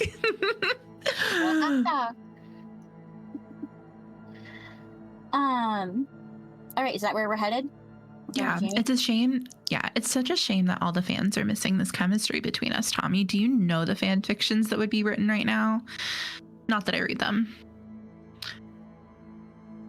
That's weird. Anyway. Mimi like flies over to Tommy and very briefly flashes a bookmarks folder where there's multiple bookmarked fan fiction. Mimi, is there any fanfiction about me? Mimi, can I see you for a second? We need to have a chat. No, answer my question. Mimi does the equivalent of like a Hatsune Miku cackle and just sort of flies out the door, pliers out, heading towards the auditorium. That's not menacing at all. You could just search her name on.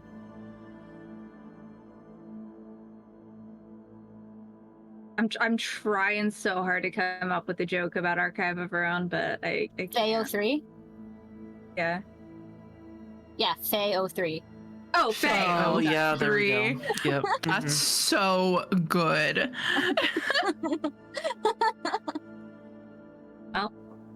Here we before we leave, do we need this book anymore? Can you Maybe read just drop it anymore? up. Do you need it more? Maybe just drop it off on the returns section. Okay, Wipe I was just gonna drop it off by the table, so I was gonna Alex say, doesn't get you- suspicious.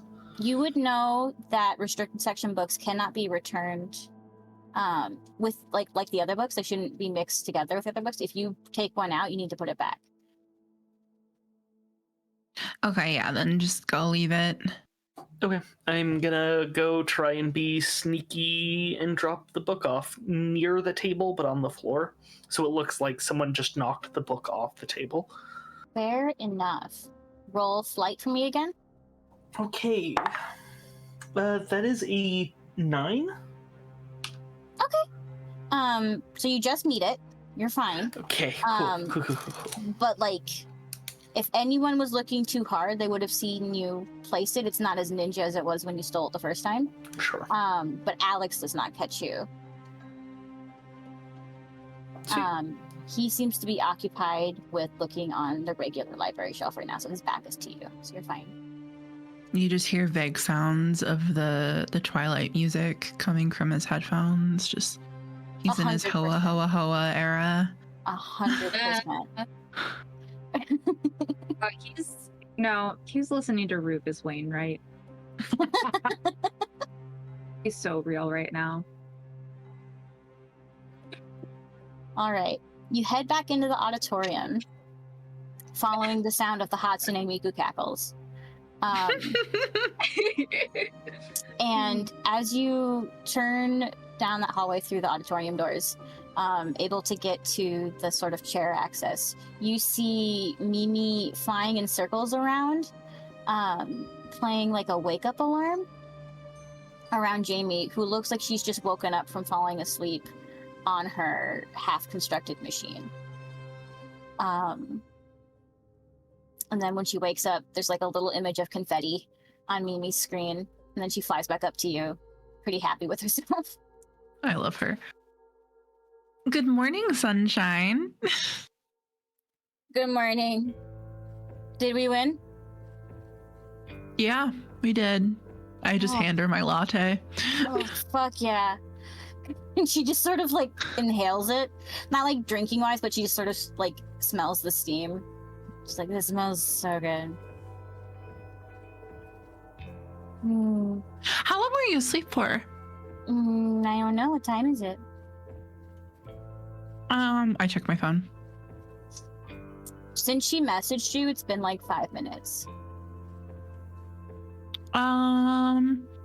Did you message me like 5 minutes ago? I've been asleep for 5 minutes. Okay.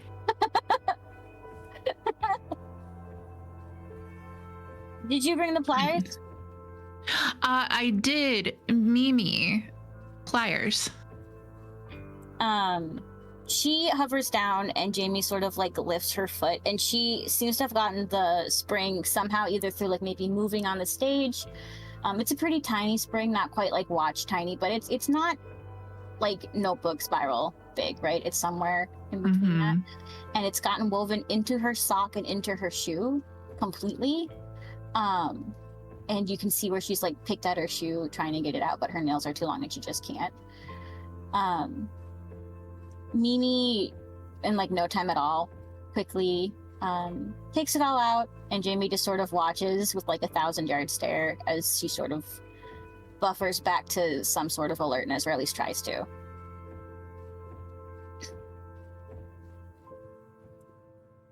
There you go. Nice. I'd say get a spring in your step, but I think you already did that for the day. Yeah, I think I'm out of springs and steps. What have you guys been working on? No one's come in here to set up for bedtime yet. Yeah, no, I claimed one of those couches in the library so fast. I didn't even think that's so smart. I know. Everyone's saying that. You're a genius. That's what they call me. Don't I know it? As soon as it was asked, what have you been working on? I think that's when Josh realizes that he has not been working on his actual homework. Oh no, buddy. And immediately goes to check his email on the hope that he did in fact get an extension and doesn't need to worry about that tonight. Roll me charm. Cool. Charm. Okay, that's not bad. Does a You look so stressed for Josh. work? I am. What is it? A 6. All right, meets it, doesn't beat it. So, you check your email, and you wrote like a good page, like, this is what's going on, I'm so sorry, like, this murder, maybe, I don't know, right? And you get a response from your professor that's just the thumbs up emoji with a sent from iStone. So you got an extension. But Oh, thank God. no explanation beyond that. That's more than I've gotten from some professors in college, so... Yeah, I know. Thank goodness. Okay. So Josh, you are free. Woo! Yay, Wunderbar. Josh. Now we get to Wunderbar. procrastinate later. That's a future problem. That's a future that's Josh you. problem now. Oh, Boy, I sure feel sorry for that guy. no. Josh, no. It's fine. God. So, I don't know, like, if you know this guy. Okay, so like Tommy had the weirdest interaction earlier, and I just need to tell somebody about it because it was crazy. There's this guy, what was his name? Alec. No, you don't know? Okay. Something like that. You turn on your gossip voice, and her eyes immediately perk up. She's like, "Oh hell yeah, okay, this is not school." Just kind of nodding along with what you're saying. And at Alec, she goes, "Alex." Yeah, Alex.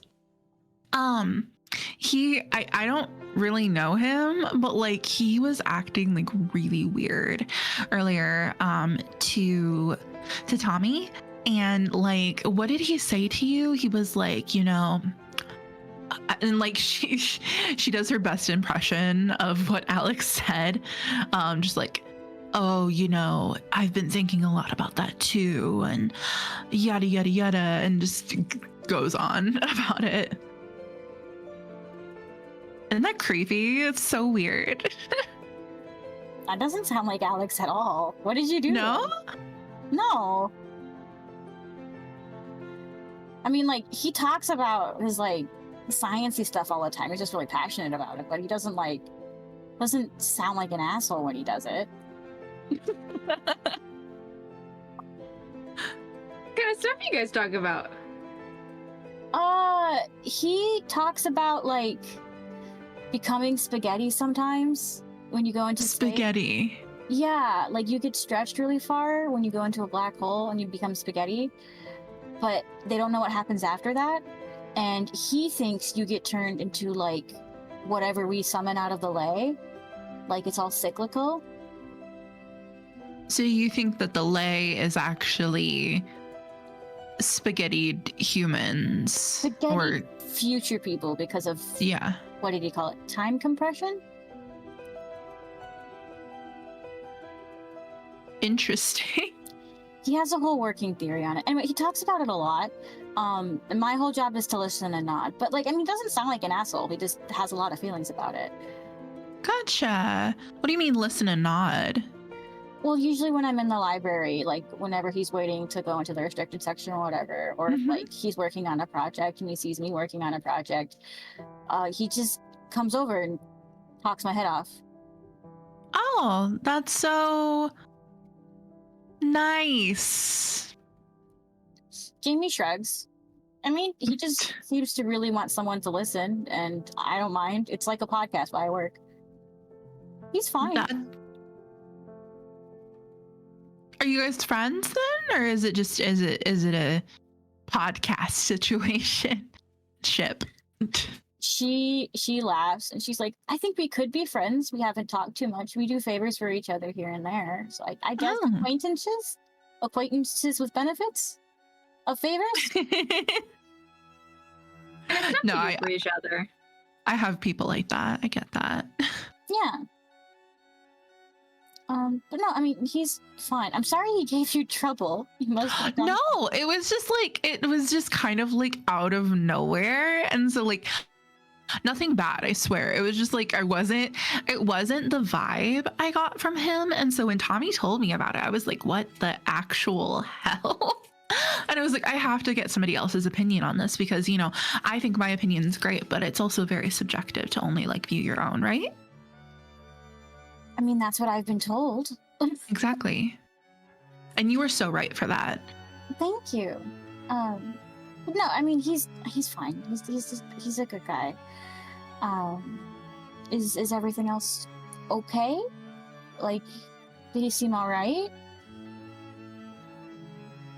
Yeah, I think maybe he's just like stressed. Like I know there's a lot of students who have just been like really concerned about like finals and stuff like that. And, you know, with us being confined in here, that's kind of crazy. Though, and out of character, did Josh tell us that he got the extension or did he just silently party?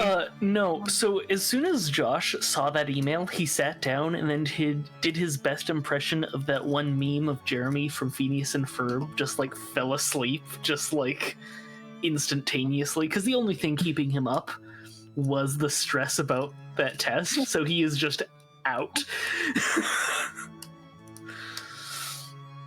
And I know like Josh is, oh, okay. He's waiting on to hear about any potential extension, or like, like if they would just waive our finals, that would be like way easier. But, I feel like that would almost be too easy for us, though. I doubt that. True. Well, I mean, with the technomancy, I mean, it's all about building the portfolio, so that makes sense. Mm-hmm. Never freaking ends, man. I know. And like, I always feel like I really struggle with like, and she kind of like leans slightly, like she's like kind of trying to relax, but like very intentionally kind of nudges Tommy with her elbow. And she's like, I really worry sometimes that like I'm coming up with the same ideas as other people, or like other people are like I talk about my ideas because I'm on stream all the time, and so like I'm worried like I'm getting stream sniped sometimes, and like people are picking up my ideas and stuff like that. Like I know that one time like I had come home and like Olivia, insert last name here, I don't really give her the time of day anyway, had literally come up with the same idea that I had just run by Tommy the night before. It was crazy. Have you ever had that issue? Yeah. So like someone stole from you? Kind of. I was just like, It's weird when it's like intellectual property. Yeah, but it's like, it's not the vibe. Yeah. Right. No, that's super rude. Did you do anything about it? And she's really eager, asking about this. Sorry, the pushing of the ears got me. Sorry. You're like falling off, and I'm just tired. What I did about it specifically was, one, I didn't think it was worth the time of day. One, two, I didn't have it patented. I just mentioned it on stream. And I hadn't gotten too far in my research notes on it yet. So, because it was just a proposal for the next day. So what I did was I just emailed the teacher and I said, hey, I am really struggling to come up with a concept right now. And I got like a day extension to turn in my proposal. And so I came up with something better. I just made sure not to, share my my blueprints on screen next time. So no, that makes sense. It's extreme safety first, right? Like you're not supposed to exactly. Yeah, no, that makes perfect sense. And now, so you just won't tell anyone else. Yeah. It just sucks that there's people like that in our field that are willing to do anything to get a leg up on each other. Ugh, don't I know it? There's so many. It feels like it's never going to end. Like, where's the original intellectual properties anymore, right? Like, where are the original inventions? It feels like we're just copying each other and giving them different names. Like, I feel like, just between you and me, I feel like most of the newer inventions that are coming out nowadays, I made this other thing, but smaller. It's like, okay, cool. You can use a tweezer to do the same thing a robotic arm does. Amazing. Like, you can't make it any faster. You know what I mean? Yeah, no, I definitely get that. Even on a consumer level, all these new ice cube trays, it's like it's like I've seen ice before. It's still ice. No, I get it. I see you. I completely understand. Did you have you ever had an experience like that where somebody took an idea from you? Because I'd be interested to hear how you handled it, just in case I run into that into the future. For this, I need you to roll charm. Damn it. I can't get by on my good looks and smiles. I'll let you get this far. Thank you. what your charm is. Listen. Hello? Where did the dice go? Okay. 10. Okay. And you hear her go, no one stole anything. No. And You know that's technically the truth, but it's a half-truth. You're able to get that with your turn. Or you didn't dose the juice. What? We didn't shoot the serum her before this. I know. I thought about it. We fucked up. I'm sorry. I just don't feel comfortable roofing people. I think that's a very valid feeling to have. Oh, okay. I am the bad guy here. Okay. I see. I'm trying to think. Okay. Well, I'm glad that you've never had to deal with that because it is not a fun time.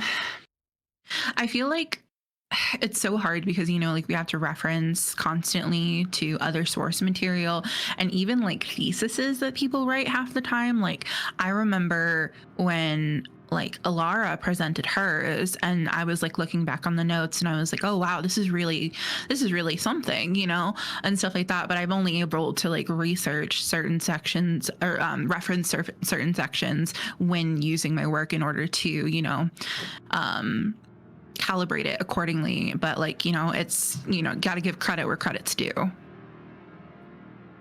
She kind of like tilts her head when you say you really liked Allorah's thesis, and she goes, what all did you like about Allorah's thesis? What was your favorite part? Well, I really enjoyed, and oh gosh, I'm sorry, I'm not very good with technology. I don't know why I chose this field for me specifically. I really liked the whole compressor style of it and how it basically just keeps everything super, super cool. A lot of the issues that you run in with these older machines is that they overheat very, very quickly, and or like get super dusty and stuff like that. But this seemed like a very organic way to keep the entire section cool within that compressor, as well as keeping it. It was like the water stuff too, right? Like it was the fountain. That's like, me. It's double checking. That's you to me. Yes. Yeah. Yep. That's what that is. Yep. Okay, cool. Yeah, so I think that's very innovative. I also think that there's a very unique way to also draw power without having to rely on sources that are typically more, you know, solar based or anything. Because like you run into an issue where like, you know, sun's not out for weeks at a time, especially in the winter. You don't have the item that you need. So having something that can literally run itself based upon the propelling of water through it is quite unique. And I think gives a nod also to traditional engineering with water wheels and stuff like that. So you go. Sorry, go ahead. I was gonna say one more thing to try to dig the nail and Yeah, go. Go ahead, go. Okay. On top of that, Mikki, weren't you just also kind of like telling me how it seemed like, I mean, just like what we were just saying, it just was like truly a one-of-a-kind thought. Yeah, no, it definitely has, like, you don't see original thoughts anymore, really, like you were saying, Jamie. And so something that I thought was really interesting about it is that you know, you're taking aspects of old technology that's been used, but really turning it into your own thing. And I think that was so ingenious of Allorah. So I really enjoyed that. Hey, Josh, wake up. The whole time, What? Oh, hello. Hi. Sorry. God, I the whole didn't time realize I fell asleep. you're praising the invention. It feels like Jamie's eyes are kind of sparkling with like not pride, but like some sort of joy in hearing all the things you liked about it. But the second Tommy mentions how creative Allorah is, it immediately goes away. And she's like, yeah, you know, I guess Allorah's just one of a kind, right? Well, she was.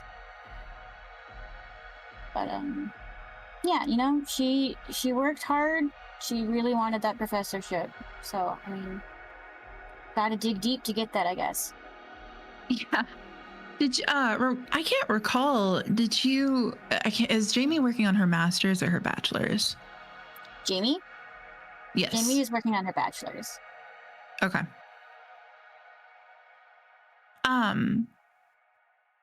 I suppose, yeah, no, absolutely. I think that it's something to strive for all of us. Are you planning on pursuing your master's at any point?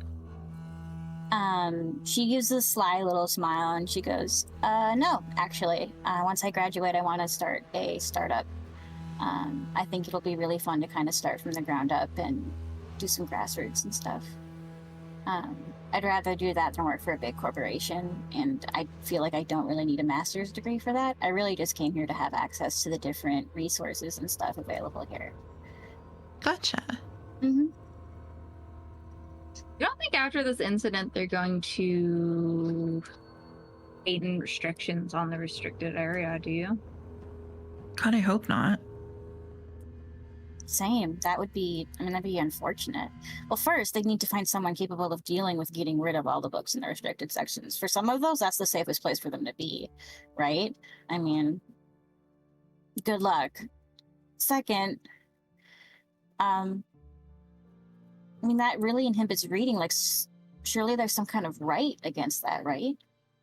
There's a level of censorship I think that could be counteracted with that. But also, I think there's a level of just if it is quite literally dangerous, if some of those books are spelled or even cursed, the first edition of the Technomancy Almanac is cursed quite literally. Just wear gloves. I mean, it's training, right? You're not supposed to enter there without training anyway. It's like using a power tool. It's just these power tools have words. Yeah, I guess. Some people don't like gloves. Well, then they shouldn't be touching cursed books. I concur. You get it. You get me. I mean, I feel like if anything happens, it would only happen if it was an accident, right? If someone gets murdered, that's not an issue with the restricted section. So as long as it's not an accident, I don't think there will be any issue, probably. Right? I guess not. I haven't really gone into the restricted section too much. I think I did last year, but I didn't need to go in with any books that needed gloves specifically. With that being said, is it the same pair of gloves that everybody uses, or is it you bring your own pair, BYOG? She laughs at that. She's like, typically you have your own pair. I keep some in my backpack. I have these white cottony ones. I know some people prefer leather because they feel like that has more separation when you sew it, the leather on top of cotton or whatever. But I don't know. Cotton feels better. Anyway, to each their own. But yeah, typically it's all the same glove. Yeah, it's helpful. It's safe. I wonder what book Allorah was researching when everything happened. I mean, we could go look. Nope. I'm not stepping foot in there. Well, think about it this way. A teasing grin. Why are you scared? Fucking yeah. At least 3 of them are bombs. She narrows her eyes and she's like, why do you know how many bombs there are in the restricted section? Oh, my butterflies told me. And then she looks back to you. Just a very pained smile. I mean, yeah. Do you think we could get in there without being seen? I have something that might help. And she holds up her hand, and it looks like a little watch, and then you realize it's that dog collar. that she had drawn in her book. And she's like, this can cloak one person for like 10 minutes. Have you tested it? A few times, yeah. Oh shit, what kind of stuff? Well, I tested it once just to see if it worked. So I put up a camera in my dorm room and I just crossed the room, moved some stuff around. I wanted to see, like, I mean, if you touched, like, plastic versus metal, like, to see how the field interacted with itself and all that other stuff. Oh, yeah. And then once she looks a little bit embarrassed. Like, I was meeting a boy at a bar, and I needed to leave the dorm without getting seen by the RA. So I just kind of snuck out. Respect. Appreciate it. Okay, so if we're doing this, we just need someone who's good at sneaking, good at being dexterous, quick, and yeah. Mickey's eyes are just looking at Josh. Why are you all staring at me? Oh. You described yourself. Yep. No, I didn't. Yes, I did. I We think all have our talents, darling. I think we like sitcom smash cut to you standing in front of the library with the watch on. Josh definitely like tried to put it around his neck at first. Oh, buddy. Oh, buddy. Like, oh. Okay, so 10 minutes. About, give or take. Okay. Let's go with 8. Okay, 8 minutes. Got it. Yeah. And I'll And here's our timer. Oh god, please no. I'll press the button Pulls the that Fifth Element. makes me invisible. So speaking of timer, Oh. here's how this mechanic works. Oh no! Why would you say Yubi something? loves their timers. I do. So, because of how long it takes to describe a scene and all that other stuff, your timer is going to be double the amount given. So if you said 8 minutes, this is going to be 16 minutes on my timer. When it runs out, you're visible again. Okay, I would like to argue that we do get the 20 minutes. I'm just shooting to get out of there in 8. If not, that's acceptable, but I would like to make that argument. How about we go down the middle and give you 18? Valid. I accept. I'm going to set that up really quick. Give me 1 second. Okay. And nothing can go wrong. Can go wrong. So I'm assuming now is not the time to deliver a very long and complicated monologue, presumably. You can do it No. as you're sneaking. Yeah. But Ha ha ha ha. I am in danger. we're fine. Yeah, it's All fine. right. It's fine. Let me know when you're starting. I'll hit start. 3, 2, 1. Button. Where are you going? I am going in. I'm going to the door to the restrict. There's only one door to the restricted section. There's one right? door in. Yep. There is currently the forensics officer who is now standing and taking note of kind of what's going on around the corpse, and then that one officer who seems to be just spaced out. So is the door open? It is. Oh, There is a body in the middle of it. Then I waltz right in over the body. All right, roll flight, add 5 with your cloak. I would like to make a argument. Would this be considered a sport? Like dodging and weaving and like hopping around. I would say it is comparable to some sports, yes. Okay, because I have skilled at sports. Okay. Which is I am assumed to succeed when making a 9 or less DC involving sports. Okay. if the DC is above that, I get I get +3 to the roll. Good to know. Okay. So So does then, that? yes, getting inside is an automatic success. Oh, perfect. Your DC was 7. Cool. Okay, so I'm inside the forbidden section. Yep. What are you looking for? 16 minutes on the clock. Yeah. Is there a log? A log of books checked out? Yes. Yeah. Not in here. Nope. Okay. You know from holding the other book, the log seems to be in the books themselves. Okay. I would like to make a retcon. I would have grabbed someone's gloves. Good plan. Yeah, I think maybe Jamie gave you hers. They're Perfect. really tiny on your hands, but they work. If the glove fits you. No.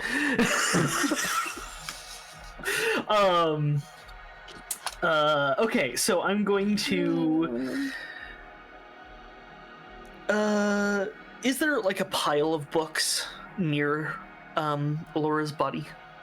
There's piles of books everywhere. Are you looking for neatly stacked or as though they have fallen?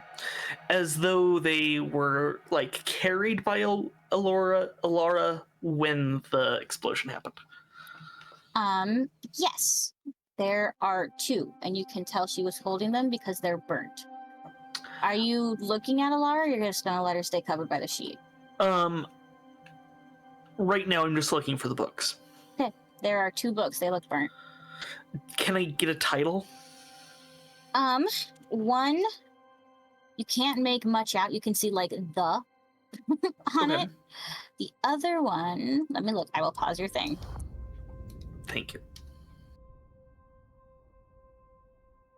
This note's at the bottom.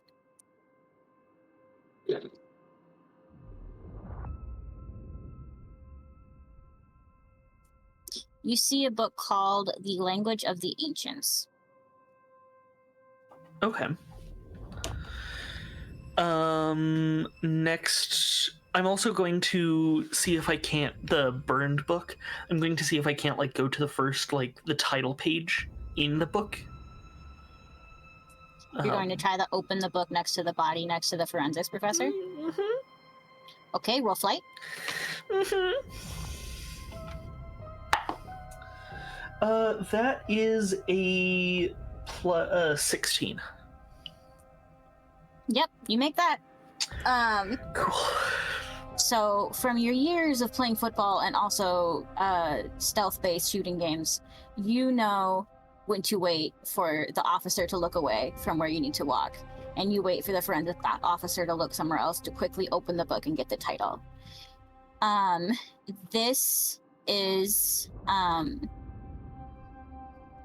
the Technomancy Golomancy book. So it is a recently published book that deals with making golems out of modern items, like circuit boards and old computers. It's like upcycling old electronics, basically.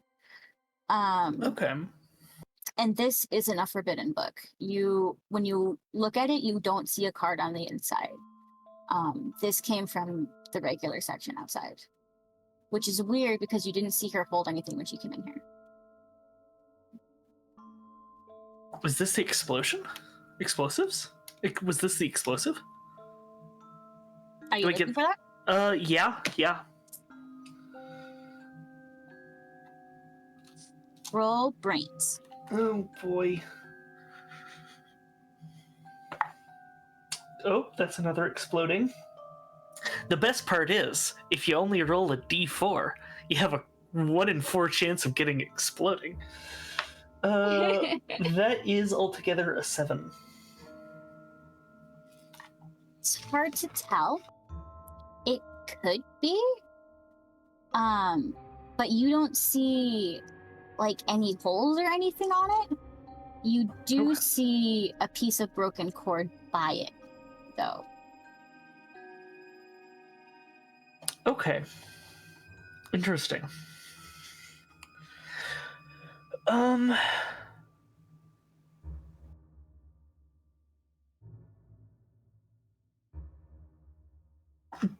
also going to go around and look for the other books with the cord. I was going to But- say, do you want to just do a general investigation? Yeah. And I can just paint you a picture of what's going on? I think that's Okay. perfect. Let's do just a general brains roll. With a +2 because there's nothing in your way right now. Okay. Also, did I fail that last one No. Yes. with the 7? good. Okay, perfect. you're So I just get below my adversary tokens. Yeah, you take that. I will. That's and you said a +2. See. That is a 4 brains. Okay, for just general view, that's fine. Yeah. Here's what you're just able to see with a quick scan of the area. To the shelf that is to the left of the door, there is a large hole. All the books around it are blackened. And you can see more of that cord being pulled from somewhere. And you do see a book that was like hollowed out, hanging from this cord. Like the cord's going out the back and it's hanging upside down, opened, and it's hollowed out with a lot of mechanisms inside. And you can see where there was some sort of projectile in the middle, but you can't see what it projected out. Oh, okay. Can I get the title of that book? Or is You it can't too see the black? title. The spine is to the back of the shelf. You need to go over and pick it up. I will do that. I will tell you now, it is right by the forensics officer. Okay, is this D&D rules where, like, if I'm holding something, it's invisible, but, like, when I throw something, it isn't invisible, or The does rules everything on my I have person... given to it is fabric on your body turns invisible with you. Anything else is visible. I am going to try and sneakily, like, make a noise deeper into the room. Into the forbidden section? Yeah, to get the forensics guy to, like, go, like, check that out. Okay. Roll charm. Difficulty 7. Okay.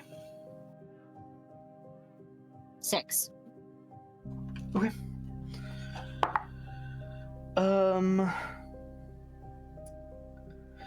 Okay, that is a 3, but I'm going to spend all 3 of my adversary tokens.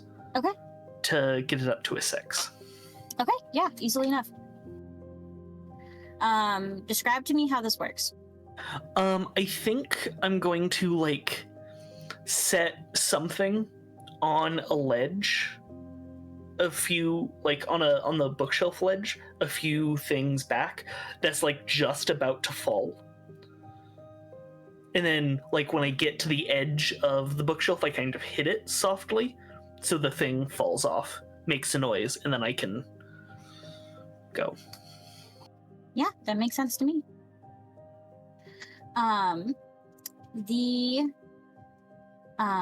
forensics person hears you make that call and kind of puts down her tools and squint and slowly walk towards the noise. And you're easily able to move to the side and let her pass you and go back to the book. As you do, you lift up the book and you see a big copy of Magical Law and Ethics. Okay. Is what the spine says. Okay, can I get a look at the body now that the forensics officer isn't there? That's a body? Yeah. Yep. Just a note, 9 minutes on the clock. Thank you.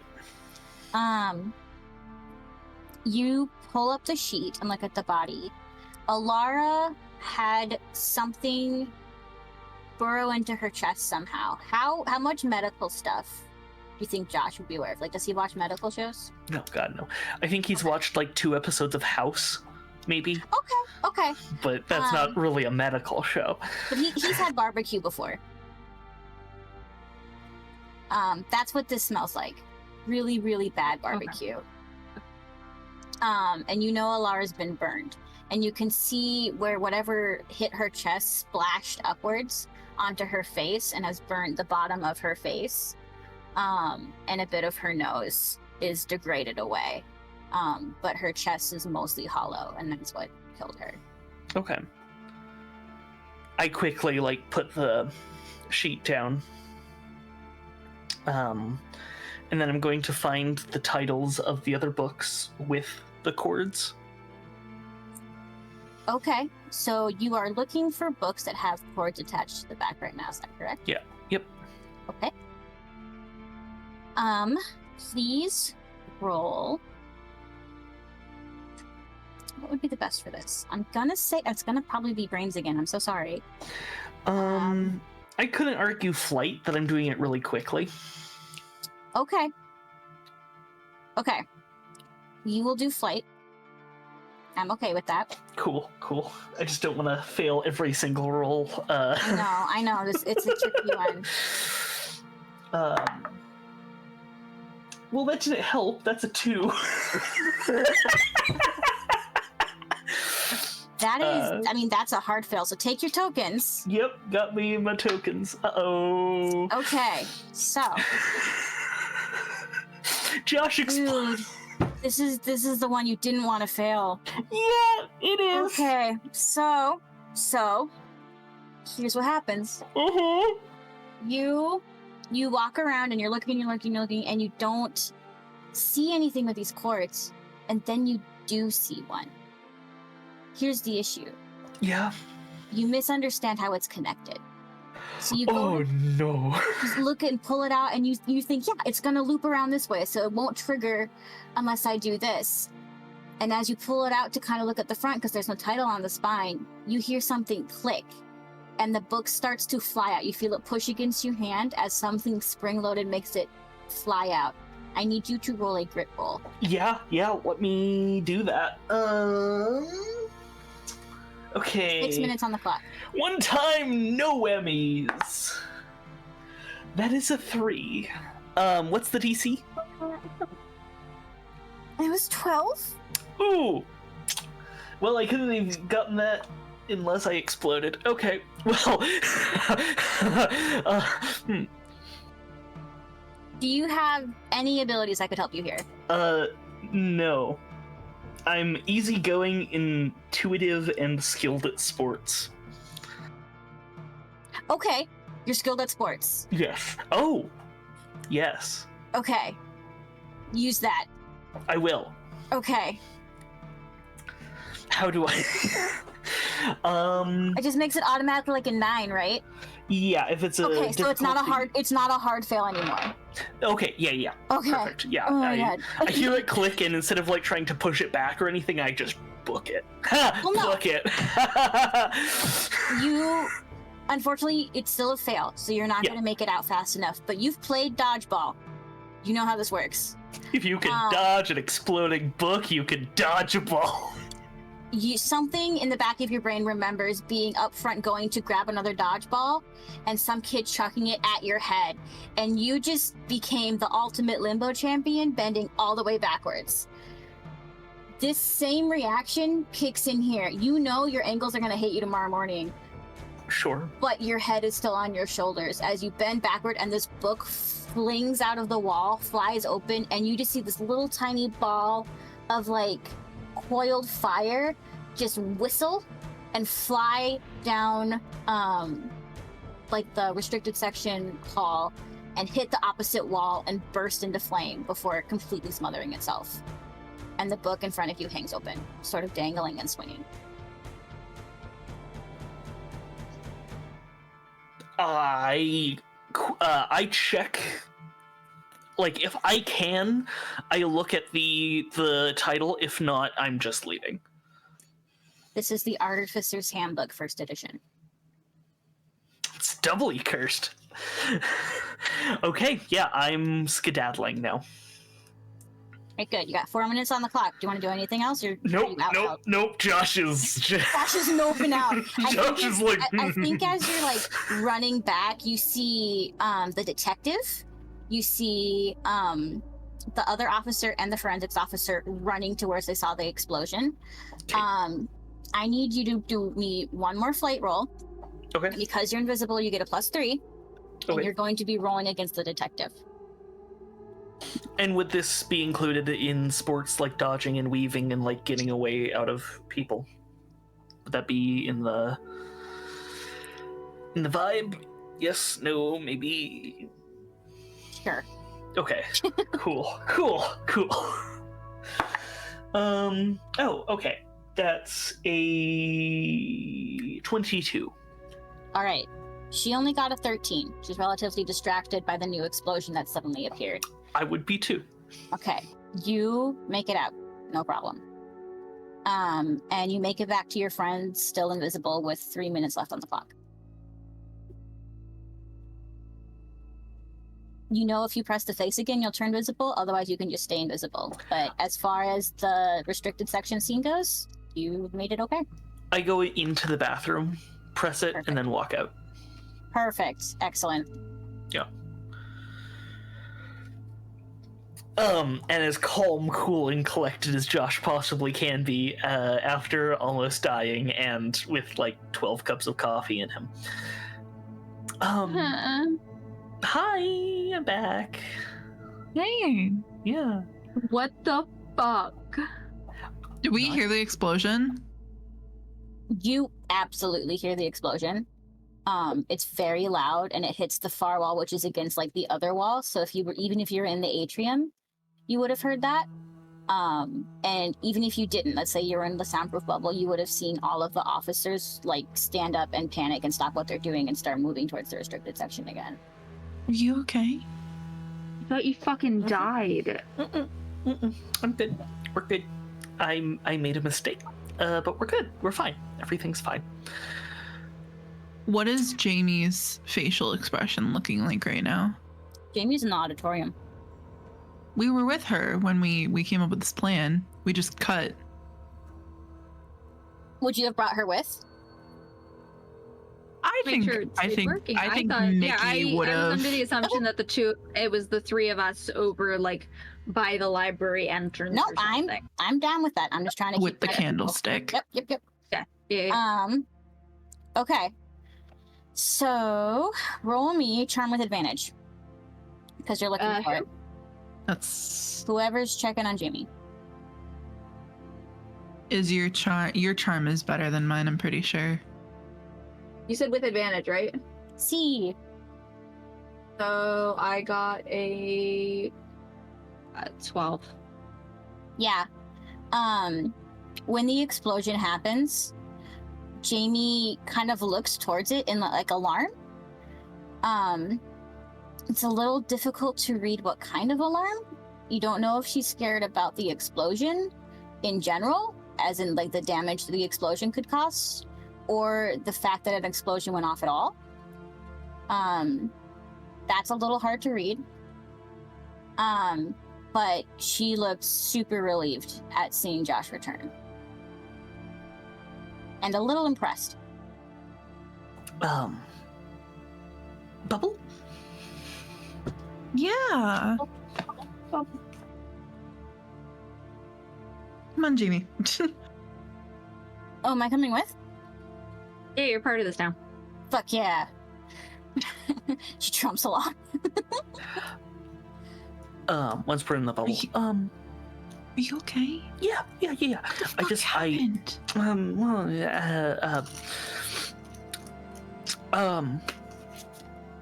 Book.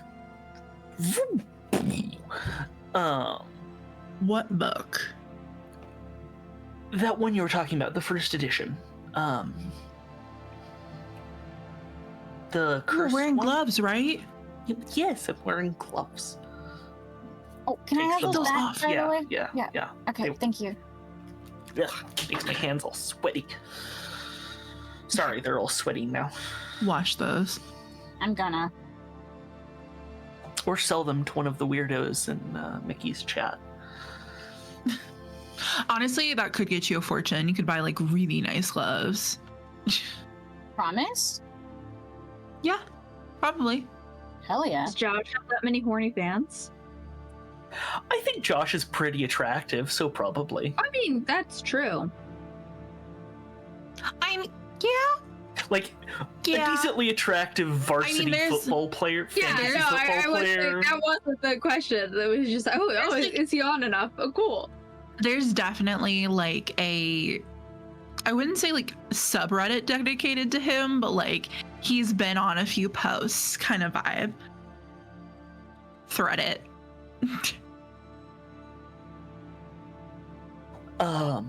And then the There book, are so many thirst edits made to just like the 10 minutes. Yeah, Yes. on the TikTok. Yeah. Yeah. so yeah, it was that first edition book. It was hollow, and like there was a device in it, and it like shot out and then shot a little orb of fire. I'm sorry. The cursed first edition was carved out? Yeah. So someone cursed Has those themselves pages. and has those pages that are Not that cursed. they're hard to get. They're just I'm just saying, like, not only did you murder someone, but you willingly cursed yourself. Unless they were wearing gloves. Right, that was what the gloves were for? Was it? mhm. Yes. Yeah. For most cursed books, yeah, that's what the gloves are for. Um, Did they work And for that then- first edition? well, I'm not Yeah. cursed. I don't think. Am I cursed? So you just triggered the mechanism. No, you look Oh. fine. Yeah. Yeah, I accidentally triggered the You mechanism. touched. Yeah, you touched the string, not the mechanism, right? Or not the Yes. book. You touched the string. Oh, no, I touched the book, which activated the string, which launched the mechanism. The other book, the one that got Allorah, was... What was it? Oh, something. Was it the magic ethics, or... It was the law No, and that's the one she ethics. had with her. Oh, okay, yeah. It was the law and magical ethics. law and ethics. Which I was like, on. Good choice. Wait, I thought the one she had on her was the golem book. Yeah, no, the yeah, law, yeah. Sorry, that was me. Yes, you're right. That law was and one that you ethics was the one found- that triggered. That was the one you found next to her that was burnt. Okay, and then... Was the modern Golomancy that isn't restricted. Yes. But the one that was the trap was magical law and ethics. Yeah. It was that magical restricted? law and ethics. Yeah, that's a good question. Why was that restricted? Is that restricted? That is restricted. Why? Yay. Is it also cursed? Do we know? You don't know, no. Which one was it? The magical law and ethics was restricted? Yeah. And Right. and did Jamie say, yeah, that's cursed? Or yeah, that's restricted? No, Or was Jamie that didn't say QB? anything. Okay. Jamie didn't say anything. Jamie just kind of shrugged when you asked.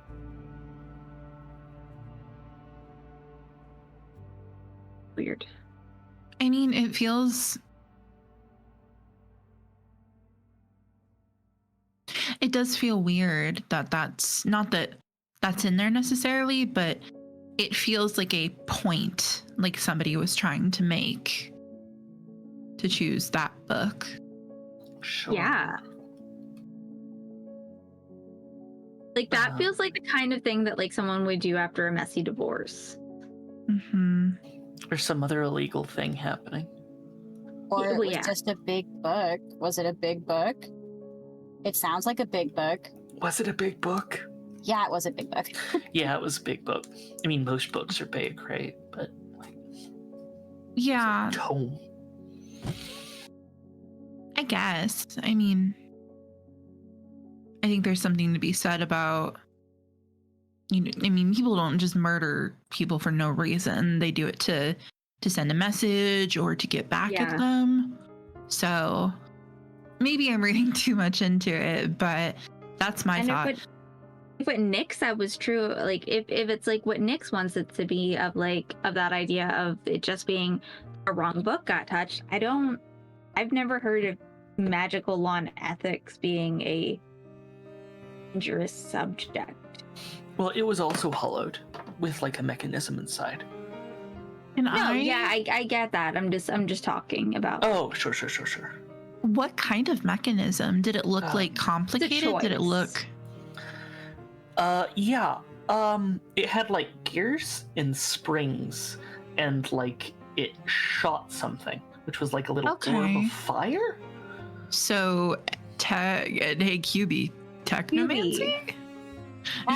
Absolutely technomancy. At Maybe least the can I- projectile. At least the projectile. Yeah. Is technomancy. Can I toss the ball over to Allorah? But the wow, I wrote this horribly. Jamie had that mechanism about fire, and then like added the for camping thing. On the pictures. Yeah, Yep. one of her devices was a flammable ignition source thing. Yep. Like Yeah. type. I can't remember all of it right at this minute, but I You're good. feel like Mikki might understand that better. Mm-hmm. No, I get you.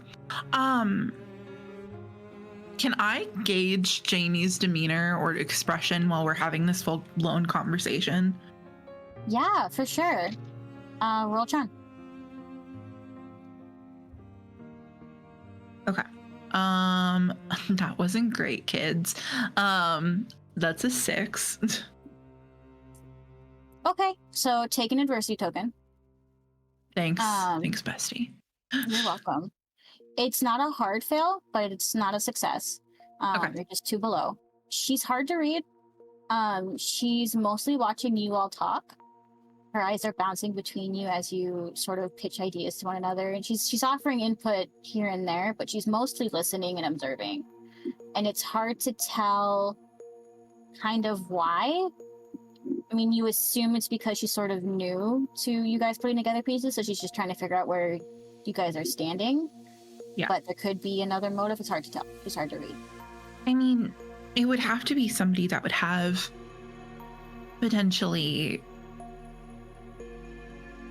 not training, but like would have had to build such like mechanisms before.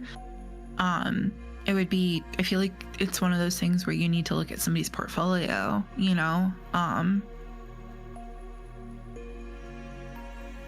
I know for Can I attempt to like draw the mechanism from memory?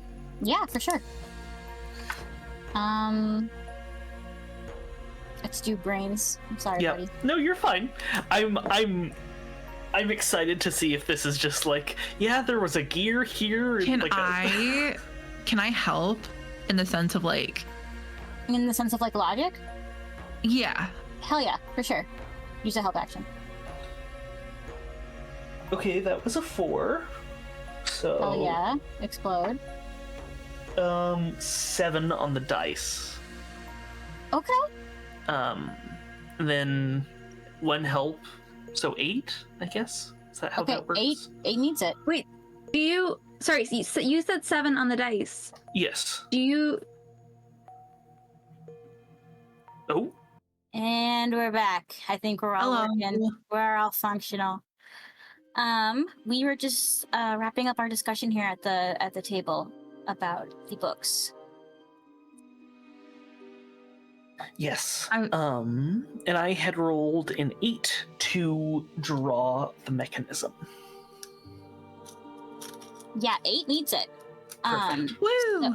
So you are able to do a pretty decent drawing. I mean, there's no shading or anything, right? We're not doing hyper realistic, but you can do like a top down sort of drawing of the mechanism, and show where things were placed and where the string was attached to like pull on stuff. You didn't get a look at the projectile, so this is like an empty casing where the projectile would sit. Right. But you're able to draw that just fine. From what I can recall, does this look anything similar to what Jamie had made in their notebook, drawing wise, blueprint wise? There are segments of it that do, but definitely not all of it. Like the the part where the cord connects to the book looks like that liquid dispenser that you saw in the book. For sure. And like that projectile thing, the flammable thing sounds like the camping burner that she had in her book. But I mean, you don't see it, and it would technically fit in that projectile, but you don't know that. I mean, that's about all you recognize right here. The rest of it looks to be some sort of case, something spring-loaded, and then the hollowed book itself. Just to see if it stands out. I don't know if Josh would have drawn this. He might have. Roll brains. Okay. Not you, Josh. Not you. You're done. You're done. Let the brain rest. You're done. Thank God. There's just like smoke. I've been thinking so much today. Shit. Hold on. I sorry. I keep forgetting about exploding dice. Please hold. Please hold. It's Okay, such a nice 24. Jesus. Okay. I have a brain blast. You do. Raven. You see into the ether. Okay. So you're able to pick up the rest of this. Josh drew it, but I doubt he knew what it meant. There is a little sliver of a hole kind of at the bottom of this mechanism, meaning when it's folded and on the shelf, it's at the top where the books would meet. Against the wall. And you remember seeing the mechanical Stanley in Jamie's drawings, the little worker that can flatten itself and put to work. That would fit through that slit pretty easily. It's the right height where it could wiggle itself out and do a task if it needed to. It's about the thickness of a coin. It's pretty small. You notice that.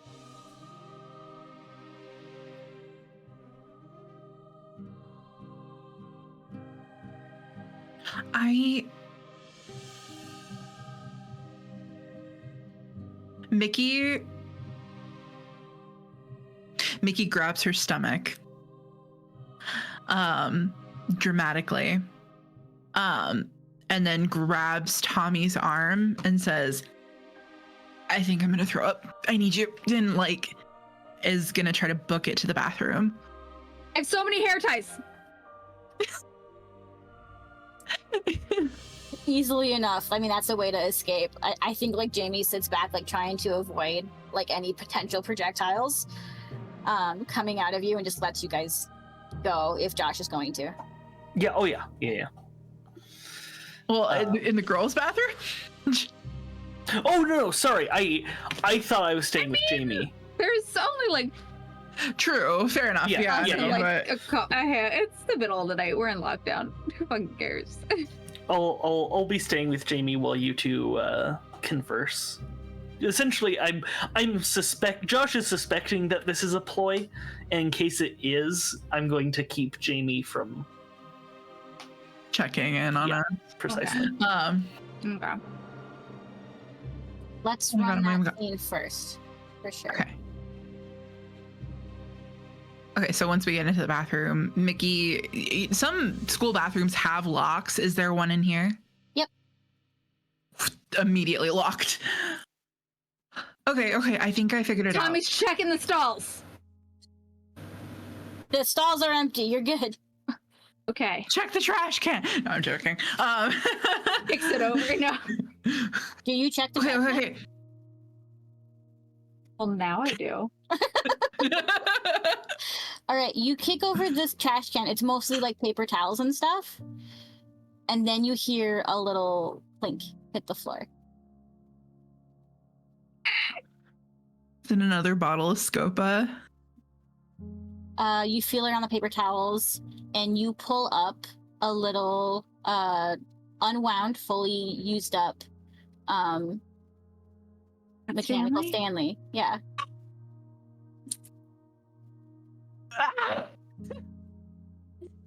Okay. What is happening?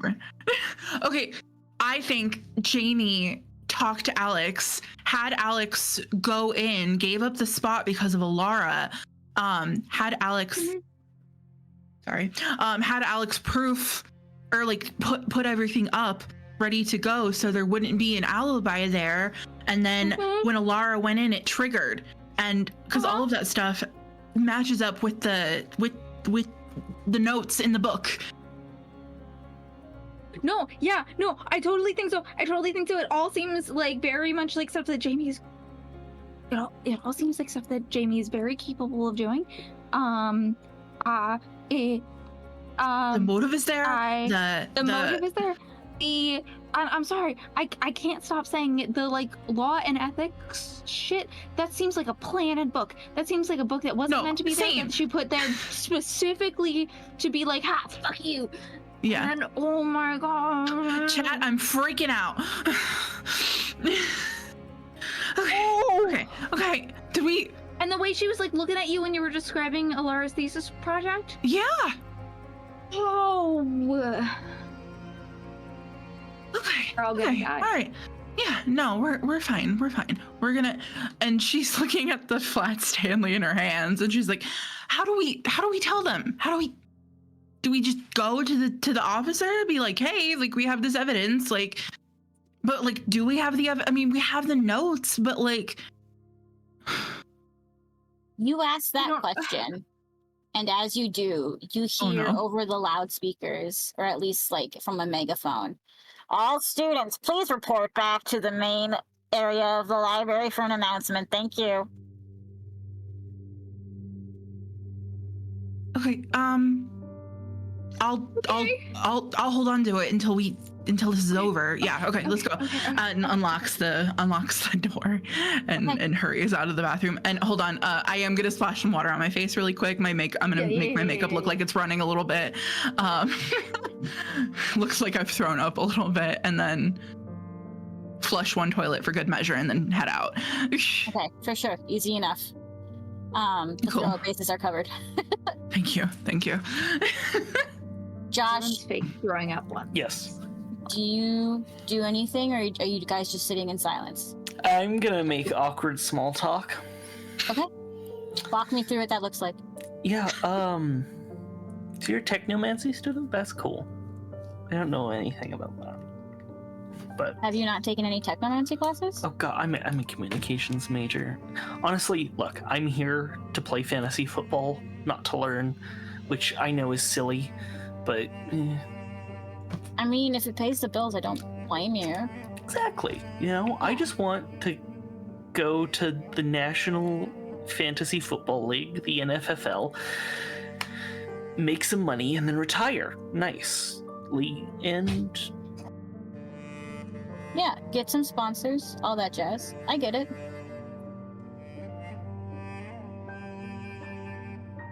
No, my younger brother wanted to be in the NFFL too. I totally understand. It's important to some people. So yeah, I empathize.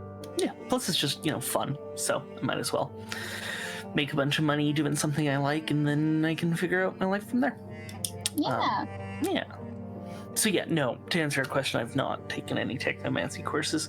The only things I know about it, I've gotten from osmosis from Mikki. So cool. Seems neat. Yeah. Cool. Have you ever hacked an ATM or whatever? I've thought about it. There's been days. Mood. Yeah, right. I think that would be that's one of the things where I'm I probably shouldn't learn that, because that's probably the first thing I do. Exactly. Same with potions, because if I just started making potions, I think I just start making illicit substances, and I don't trust myself with knowledge, I guess, is sort of where I'm going with that. No, maybe communications is the right path for you. I think so too. Yeah.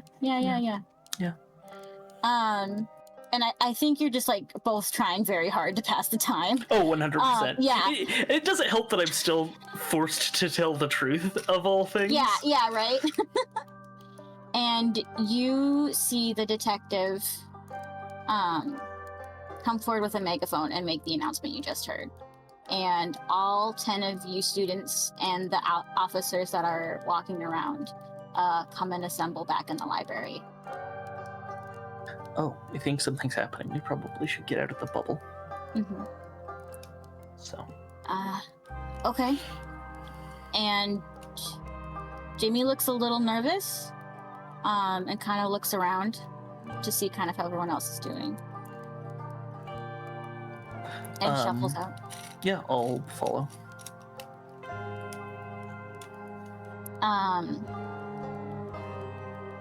Mikki and Tommy, do you go stand by your friends or do you stand somewhere else?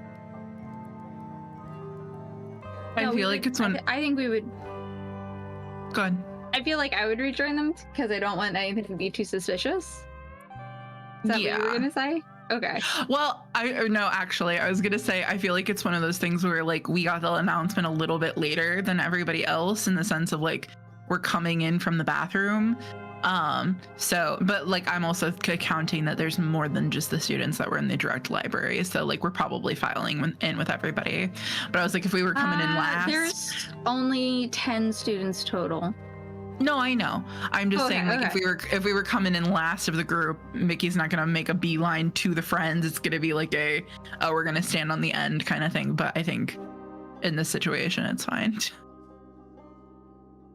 Anyway, continue. Yes, we go stand by Josh. Fair enough. I'm just trying to picture this in my head. So No, you're good. You all rejoin the larger group, and the officers stand across the way from the line of students, and you feel the presence of a couple behind your line. A respectable distance, but there's some slowly making their way to kind of cover the exit doors. The detective stands in the middle of all of you and goes, "Students, some of you will be pleased to hear this news. You will be able to leave this library shortly, as we are wrapping up our investigations. Unfortunately, to do so, we will need to take 2 of you with us who have unfortunately been marked as suspects. Some of the students around you make noises of concern, exhaustion, irritation, and fear. Hearing this, the detective raises her hands, and instantly the group is quiet again. And she goes, "Alex Johnson, please step forward." Alex steps forward and looks a little confused. We will be taking you with us this evening. You can come cooperatively or uncooperatively, that is your choice. But we will be taking you with us this evening for some further questioning down at the station. Mikki Sparks, please step forward. This is gonna ruin the tour. Oh, damn it. Mikki steps forward uneasily. The detective makes eye contact with you and tells you the same thing, that you can come with them cooperatively and you can leave this place peacefully and come down to the station peacefully, or they can take you in via handcuff. But you will be leaving the library with them tonight. Don't tell them anything, Mikki. We have video evidence that you were here. Lawyer up. Go with them. Call Richard. Call Dick Johnson. Dick Johnson. Fine. She'll go.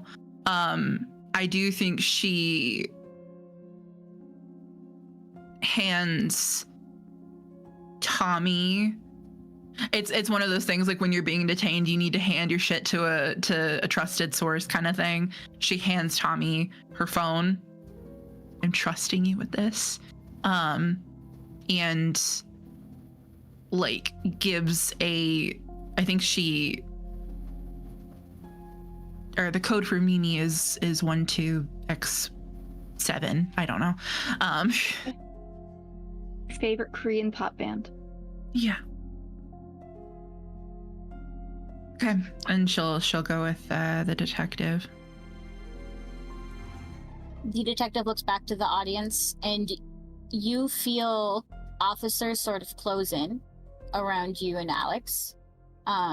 You're still allowed to stand on your own and walk on your own, but you know if you try to bolt or do anything, you would be caught and cuffed pretty quickly. I want to find Jamie in the crowd.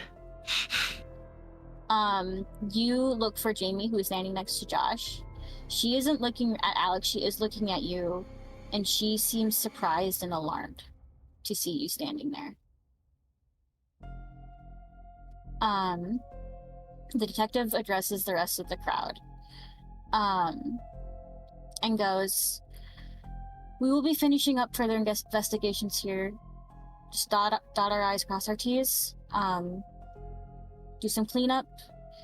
Double check to make sure the rest of the library is secure. Once we are done, you are all free to leave, return back to your dorms, go to bed, and resume your finals tomorrow morning. If you have any questions or concerns, please feel free to take it up with another officer who will remain here with you. Should there be an emergency, the rest of us will return and we will proceed with our investigations. For now," and you see her stomp her foot, and you remember the way that these police appeared here, and now you are realizing how they are able to do that. Whatever this detective is, she can open it's not quite a summoning circle, but it is sort of a portal opener. And from where she stamps her foot, this circle of runic shapes and lights expands. And from within it, eyes open up. Giant, blue, human-esque eyes. Before they all look to the right and then the left, and then completely go white and then glow. And everyone standing in there, including you, Alex, and Mikki, fall through. And then are gone. And the library is quiet once again. And I think that is where we will end the episode for tonight. Oh no. Oh boy. I'm sure it's fine. I'm sure it's fine. Would it be funny if Mikki actually, like, if Allorah was actually playing It the was long game me and Mikki the was whole actually the time. murderer? No. That would be I did it for the views. I needed the views. We just need to do a clue thing where each of us has a different motive, and we like spend the next session doing like the what ifs. That would be a great way to walk through all this. Right. So as we close up here, guys, just a quick announcement. Make sure to join us on Saturday at 7 p.m. on our Nerdsmith Discord for a showing of Glass Onion. We're going to have an absolute blast just hanging out and talking and watching the movie, and we would love to have you there. And thanks again for watching. I'm QB, and we've just been playing Between the Ley Lines, a Nerdsmith Presents production run on Kids on Bikes. Players, do you want to give your outros? Indeed. Hi, my name is Allorah. Pronouns are she, her. You just saw me playing Mikki Sparks, or currently convicted, or rather suspect in the murder. I didn't do it, I swear to God, on everything I own. But you can find me. I'm bebopping around the internet. I am a director of marketing and administration here at Nerdsmith. I can also be found at the Misty Greenhouse here on not TikTok, Twitch. Wow. I'm really tired, guys. But you can find me at the Misty Greenhouse here on Twitch. I am a variety streamer. I do lots of fun stuff from horror games to ghost games, all in between, and Nintendo games as well. So definitely come check us out if that is your vibe. But I've had a really great time playing. I have been back playing Tommy this evening, and you can find me as Dammit Dresden or Way to Go Dresden on TikTok, Instagram, Tumblr, whatever. If you're interested in seeing my art or cosplay work, that's pretty much what I do. Short plug. All right. Hello, I am Colton. Played Josh Gandy this evening. You can find me on Twitter at ColtonZ9. just very bad takes. And then you also can find me at on wherever you like to listen to podcasts, on a podcast called For Light and Dice, which is a Star Wars 5e actual play podcast set in the High Republic era of Star Wars, and everything's fine. Everything's fine. Nothing bad happens in the High Republic ever. It's fine. It's fine. It's fine. It's fine. Is it fine? It's fine. Yeah, it's Super fine. fine. Super fine. Hyperspace is fine. Yeah, it's fine. It's fine. Great. Yeah. But yeah, thanks everyone again for coming. Appreciate you being here. If you want to see our finale episode of this campaign, our last episode will be on August 1st at 8 p.m. Central Time. That's all we have for tonight. We will see you next time. Bye, friends. Bye-bye. Bye.